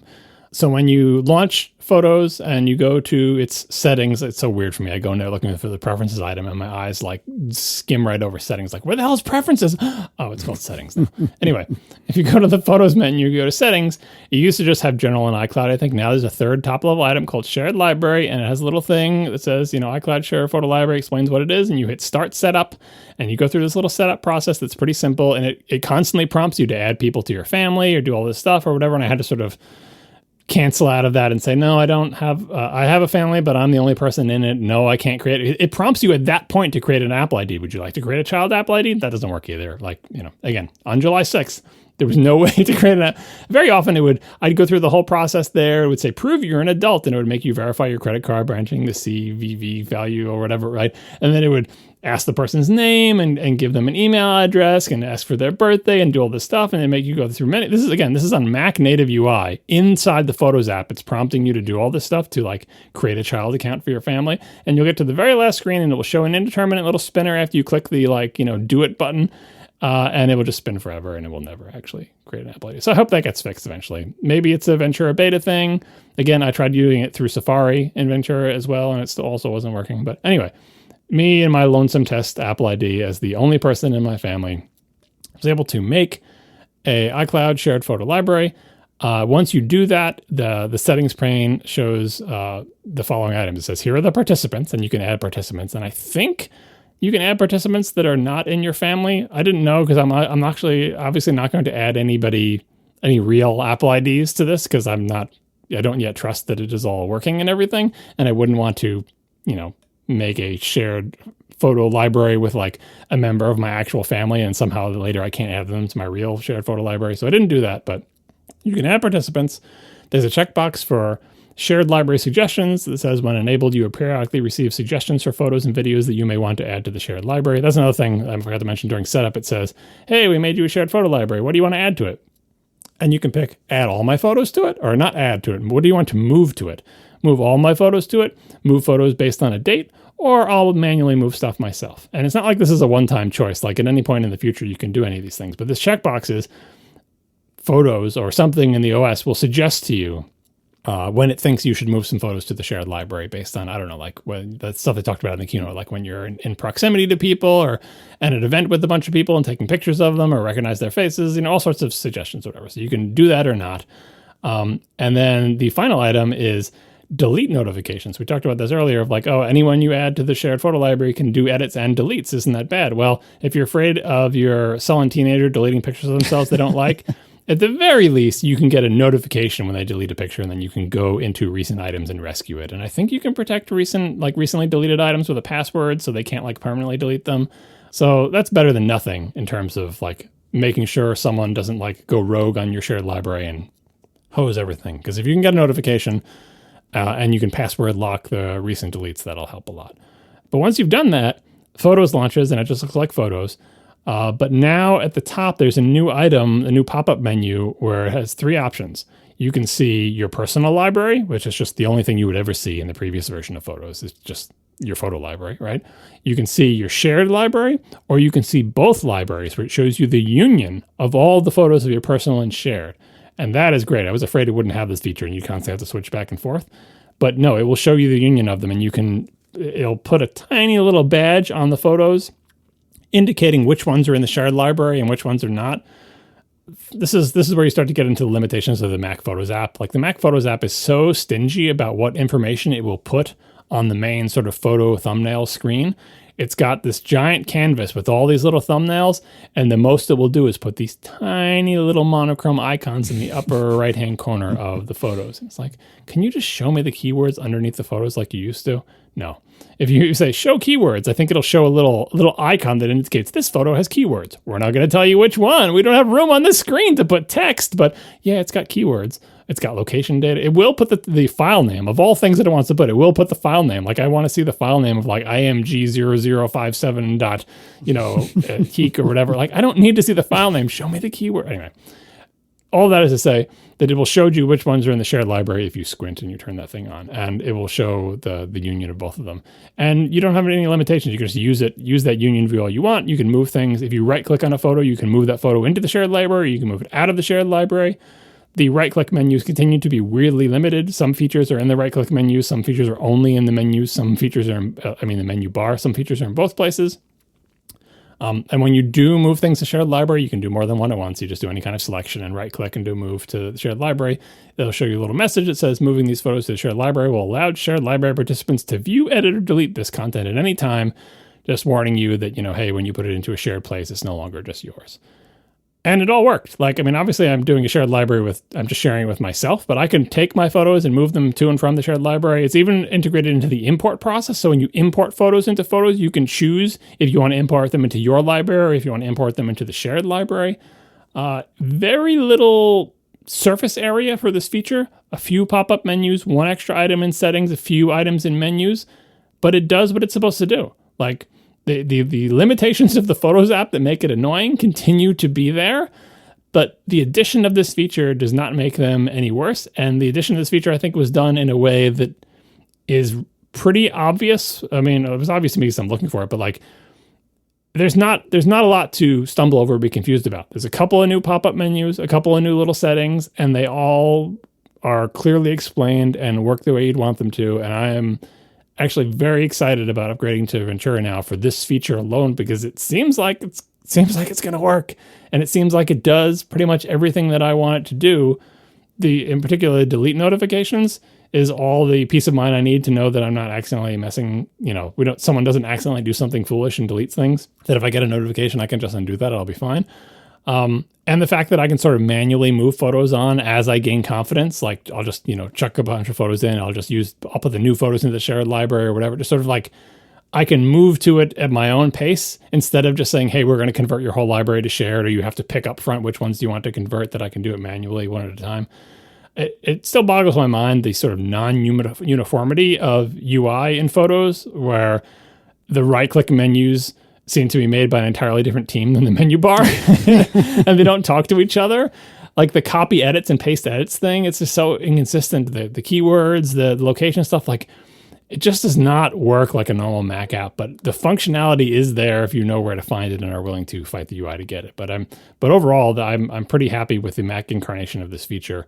I'm using it in a test photo library with a dozen photos instead of a real photo library, which has 145,000. So we'll see how it goes. But I give this a cautious thumbs up. And like I said, using this has made me anxious now to upgrade to Ventura, knowing full well that I can't actually upgrade to Ventura until it's out for real, because there's no way I'm going to subject my real photo library to a beta. But I'm actually kind of looking forward to it. That's really good news. I'm super stoked about that. That should be really great. Yeah, this is one of those things that, assuming that they get it to work, well, it sounds like they're on their path. This is one of those things that we didn't have for years, and we're constantly yelling about it. We're going to get it, and we're going to instantly forget about it. And it's just going to be one of those things that we just have this now. This problem that we've had for so long is hopefully just going to be solved, and that'll be it. And it'll just, Apple will have put in all these years of effort trying to get this to work for about a minute of thanks for the public. and we're all going to then just take it all for granted and just assume instantly, of course this problem is solved. What are you talking about? We're hopefully we're just not going to think about it anymore, because that's how iCloud Photo Library is for individuals with the syncing and everything like that. It largely works very, very well, and for the most part, you just don't have to think about it. Most people, you just take a phone on take a picture on your phone, and a few minutes later it's on your Mac, and that's it. And you don't have to, like, you can make edits in one place and it goes to the other one eventually or quickly. It depends on conditions, but like it's a pretty good, solid system. You don't hear a lot of stories of people having problems with the iCloud photo library. It's a pretty great, solid system. And so if they went into this with similar care and a similar platform and similar skill, which it sounds like they did, I expect this is just going to pretty much work.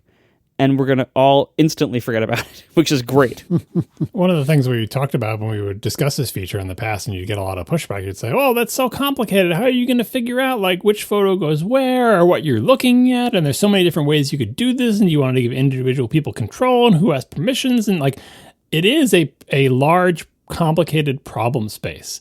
And the way Apple has tackled this when they're successful in features like this is they choose a subset of features that they think is that they can implement and that is understandable to people. And they make sure that subset is big enough to cover most use cases, but small enough that they can present a UI to it in a way that doesn't overwhelm, right? To give an example of where they may have misfired in this, like focus modes overwhelms a little bit. Like if you try to set that up on a phone and it's asking you all these questions, you have to make all these decisions, and it's a little bit overwhelming, and it's really kind of a power user feature, right? And it is very complicated, and it's not very clear what's going on. And shared photo libraries, people are always saying there's no way Apple can do this. It's too complicated. People won't understand it. The way they've chosen to do it is so simple with so few decisions to make and so little new UI to learn.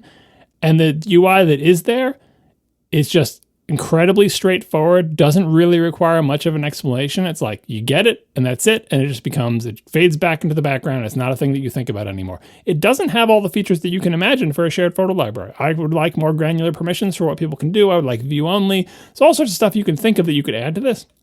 But this as a baseline version 1 to get the thing working, I don't know if they'll ever expand on it, which is the downside of Mac development at Apple these days. But I think the subset of features they've chosen is good enough to cover most people's needs, probably also include my own, and is so simple, so not like there's no wizard you're going to go through that's going to ask you 8,000 questions. There's no really complicated UI.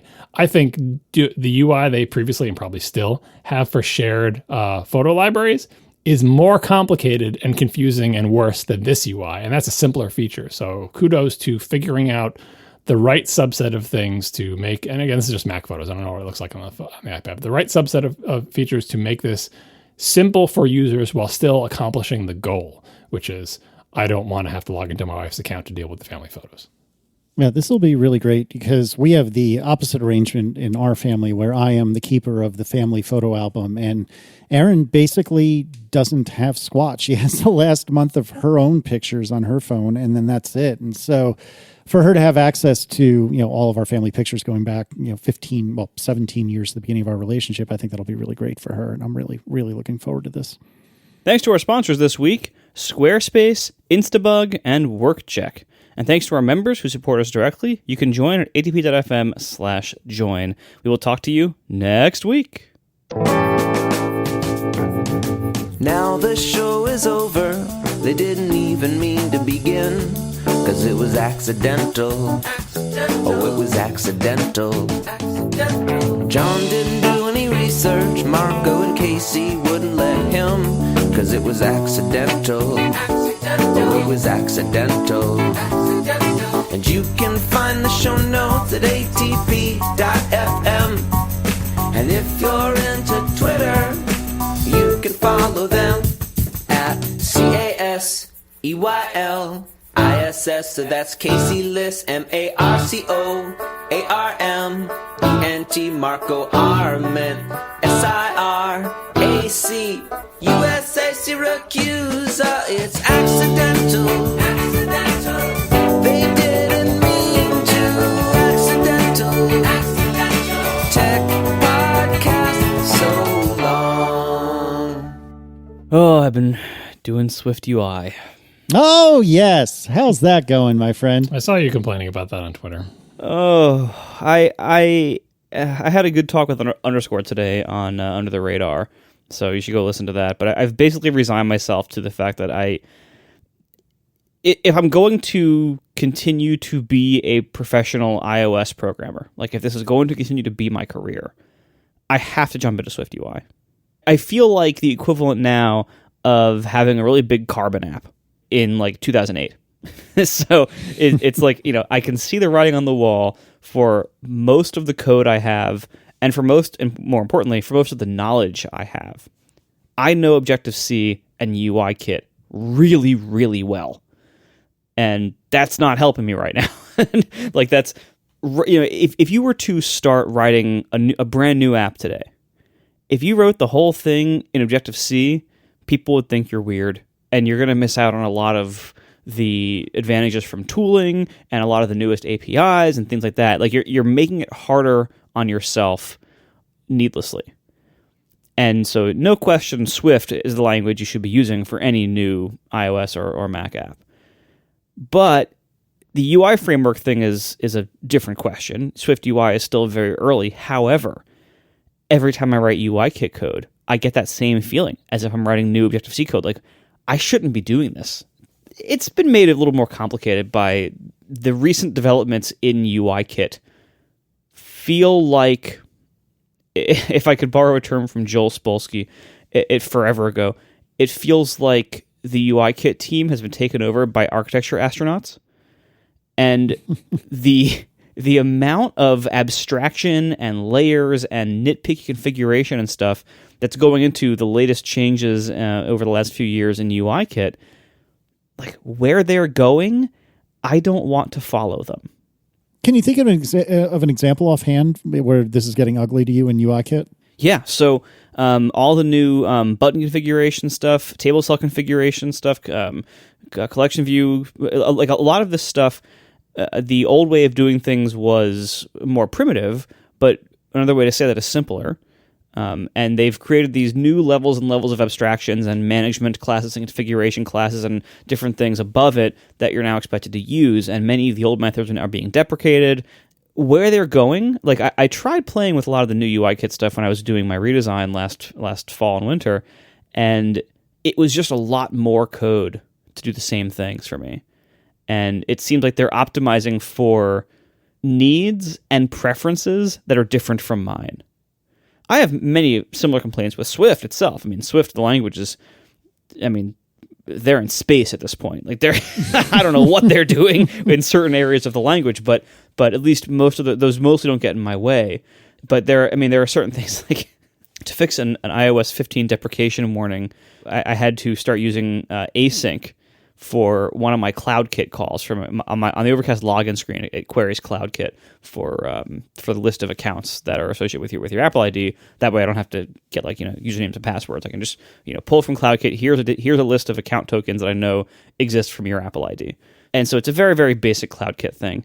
And I had to switch over to an async call. They've already deprecated the previous query method for some reason. So I had to edit this totally fine working code that I never touch, and adding this, I had to add so many more things everywhere. It's like in an effort to make this simpler, they've made it even more complex, and in certain cases, like they went so far over the top. Like there was like it's just like a simple CloudKit fetch query, like fetch records matching this query.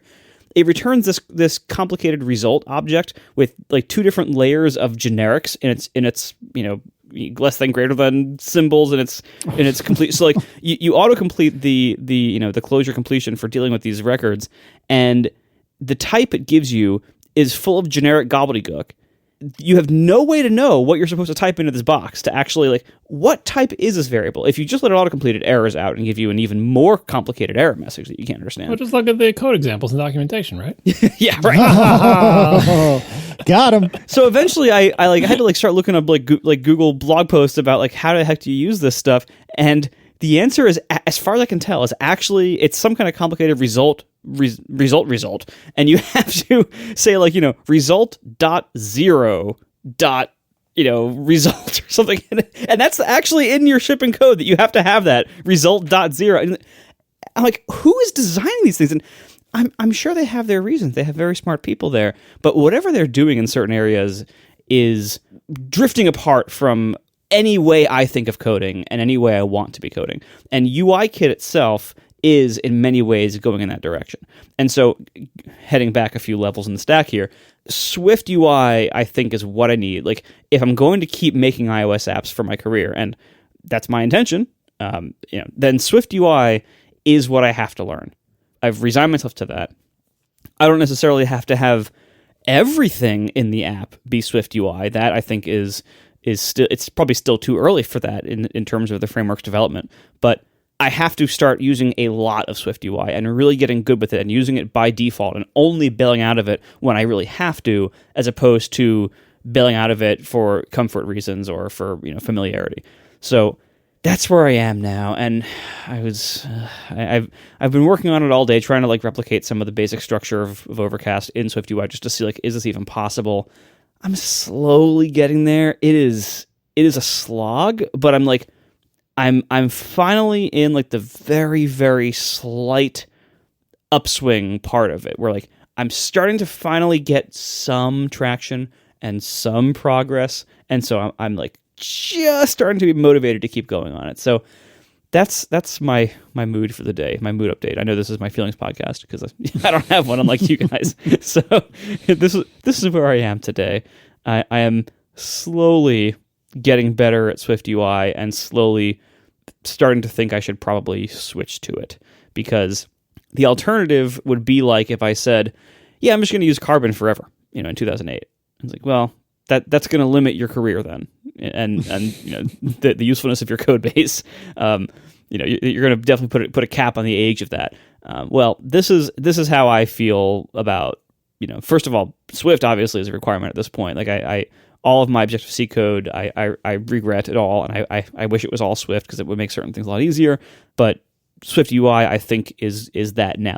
I think the idea, right now, the way you would feel about writing Objective-C code in a brand new app today, I think we're going to feel that way about writing UIKit code instead of SwiftUI in maybe 3 to 5 years. It may be sooner, probably not, but I'm guessing 5 years from now, the idea of writing a brand new screen or a brand new app using UIKit instead of SwiftUI is going to seem very backwards. So I want to, for once, be slightly ahead of things and go where the puck is being thrown. Because I'm tired of my knowledge and my code base being out of date, and so I want to actually move forward at a reasonable time instead of 5 years too late. Well, you waited until they had a WWC where they said, "Hey, dummy, UIKit, AppKit, no." SwiftUI, yes, but yeah, as we said when we talked about the WWDC thing, that is an aspirational goal. They're not there, but they have clearly indicated direction. So yes, you're moving now. To assess your level of not level of frustration, but level of I don't know, how far have you gotten into SwiftUI? One good indicator, I think, is have you yet implemented an if modifier as an extension on Vue in SwiftUI? Oh my God! Because I feel like everyone who encounters this, I mean, it's you Google for it and you'll find it. Because when you're writing SwiftUI and you're not used to declarative, you're like, can I just write a conditional? And you can write conditionals in SwiftUI, you can do sort it, of. but it's not it looks like a regular Swift conditional, but it's not, right? And there are things you can't do from it because it's not a real conditional. So it is possible to make, you can just do, dot padding, dot accessibility label, dot whatever, dot modifier as your dot chaining off of the various things in a SwiftUI view. You can make a dot if. And it was like a week into this when I said, you know what, F it. I need something that's like dot if, and you just Google for it, and it's it's like 10 lines of code. It's really easy to do. And once you have it, you're just, I feel better. I you're kind of fighting against the declarative nature, but sometimes it makes things so much easier. Kind of like a view that fits that they added. I love their naming. It's it's just this frustration of well, sometimes I want to have this view, but sometimes when the thing is this size, I want to have this view. And I can do all this geometry reader stuff to figure out which one's going to fit and use the right one. And this is a case where I'd be doing an if, dot if this, then do this kind of view. But they made a whole built-in view, well, not built-in, but part of SwiftUI is view that fits. And you just say, hey, here's the two possibilities. Just pick the one that fits. Like, don't make me do the math. Don't make me figure it out. View that fits. I feel like .if is a similar type of thing where you're like, I could do this another way, but just .if, right? I still have a place in my code where I want to do an H stack or a V stack based on some value, and I can't figure out how to do that because you can't do like .if, because I want to say, I guess I could take everything that's in the H stack and the V stack and break it out into a function. And it's like, but I don't want to do that. It's not that much stuff. So now I have like, if this H stack, else V stack, and I wish I could do H stack or V stack based on this parameter. And I don't know. That is something you could write, but I take your point. No, you totally can write that. Like, that's the same thing with .if. Like, all it is it's not syntactic sugar directly because it is actually doing some more stuff of like wrapping things in any view or whatever. But it's just like, I don't want to see as much stuff here, so I wish I could make this more compact. We'll break it out into another subfunction. There's no efficiency problem. SwiftUI would have squished it all back for you. Like, but I don't want to break it out into another function. I just want to do it here. And then you end up doing extension view, and you just start typing stuff. And so many people have done this. I bet if you search GitHub for extension view open curly brace, you would find so much stuff. Because to SwiftUI's credit, you can make all sorts of view extensions that do really cool things and are super convenient. But it's kind of like, well, once you have that hammer, everything looks like a new view modifier. You're just like, I'm going to make my own view modifiers. I'm going to call them whatever I want. And they're going to do, you can paint yourself into a corner. But I feel like .if is a flagpole of like, when you reach the level of frustration of not understanding how it wants you to do things, you're like, can I just have if? And you make .if. That's impressive. I haven't reached that level of hacks yet, but one level I've used a lot is like making a custom view modifier just to get around the lack of an if available construct for like if I want a modifier on something that's only available, say, on iOS 15 and I'm writing for iOS 14 and 15, then you have to basically make a custom view modifier that's like, iOS 14 compatible version of this, and like, inside of it you're like, well, if available this, then modify the view like this, otherwise don't modify the view. And it's one of those like frustrating things, like, because you can't use a real if statement in a dot chain, then you can't use if available in a regular clean way. But you can use it with .if. I just put a paste bin for you. It's 10 lines of code. Don't paste this into your code. It'll be so easy and tempting to use. This is amazing. That's it. It's not complicated code. Oh God, what a ridiculous thing this is. Yeah, this is both awesome and sad all at the same time. Oh man, I don't know. I have such mixed feelings about SwiftUI, and I think because I'm a really crummy UI designer and developer, there's a lot that I like about SwiftUI because I think it helps me as someone who is an amateur at best when it comes to this stuff. It helps me create things that I think are aesthetically pleasing without me feeling like I'm getting bogged down in pixel perfect BS where I'm trying to get UI Kit to do something that it doesn't really want to do. And I think that SwiftUI makes a lot of stuff, makes making things pretty a lot easier for me anyway. But the downside is, as many people have said many, many times, when you hit a wall in SwiftUI, it's one of two things. It's either like a screen on my screen in Porch where you can push your way through it if you really try. Like you can do .if you will. Or it is the Great Wall of China, and there is no getting through it, over it, around it, etc. Like you shall not pass. There is nothing you can do. And those situations are so incredibly frustrating. And so often things that you think should be easy, and I wish I could think of an example of this, but things that you would think should be easy are very, very, very difficult. Now, the flip side of that is things that oftentimes you would expect to be difficult can be very easy. But when the easy stuff is super hard, it's just infuriating. And so I waffle, in typical Casey style, I waffle back and forth between this is the greatest thing I've ever seen in my life and this is a pile of garbage that I wish I never saw before. I was thinking of something that, one of those type of things that if there's no way to do it, you have kind of problem. I'm thinking of the type of hacks that, I don't know, they seem natural to do in an imperative language. One of the examples is I have a place in my code where I'm setting, I have a bunch of like enum values or something for that are going to appear in a pop-up menu, right? And I put them in the order in the enum, like in the order I want to see them in the pop-up menu just for convenience. Again, I'm not writing a big fancy app. It's simple. I'm like, why not make my life easier? Why not put them there? But actually, what I want in the real pop-up menu is I want there to be a separator between like, the first two items, then a separator, then the rest of items, right? And there's a million ways to do that in AppKit. It's really easy to add a separator or whatever. But being a lazy programmer, you're like, I kind of like this being data-driven. I kind of like just being able to define the enum and put a comment above that says, by the way, the order of these things is important. It's the order they're going to appear in the pop-up menu. and being able to add something that will automatically make the separator appear. And AppKit doesn't have that functionality. AppKit doesn't know, hey, give me an enum, and like there's no way to express a separator item in an enum because like it shouldn't be tied to the UI, right? But I have this whole like data-driven structure that's saying here's going to be the contents of my menus and everything, and the enum is part of it. And in that definition, I can put an item that's just a string that's a hyphen. And then in the code, when I'm building that pop-up menu, I can say, oh, and by the way, if the item you got is not a menu item, but it's just a hyphen, put it in a separator. And I can do that because it's an imperative language, and I can hook into any phase of the process. I can hook into the thing that's like, here's where I'm building this pop-up menu, and here's the data I'm being driven off of to do it. And I just feed this data in, and it goes into the generic system, and it says if it's a menu item, put the menu item in there, and if it's an enum, use the label of the enum, and have the value be the value of the enum. Like it's data-driven code. Very you don't want to do everything by hand, right? But what if you need a separator? I'll just throw a hyphen in there, and I say I'm writing the code. I'm at the point where I'm reading the thing. If I see a hyphen, just put in a separator. That type of plumbing, that type of like override this method and write your imperative code here is not how SwiftUI works. It's declarative. It's not like you're going to like subclass a thing and override the methods where you want to override and do this on setup and this on teardown or whatever. That's not how it works, right? And so there's not really a convenient place to say like, I'm laying out a context menu, and by the way, I want it to be data-driven or whatever. And you can do that by, making a view modifier that says .data-driven context menu.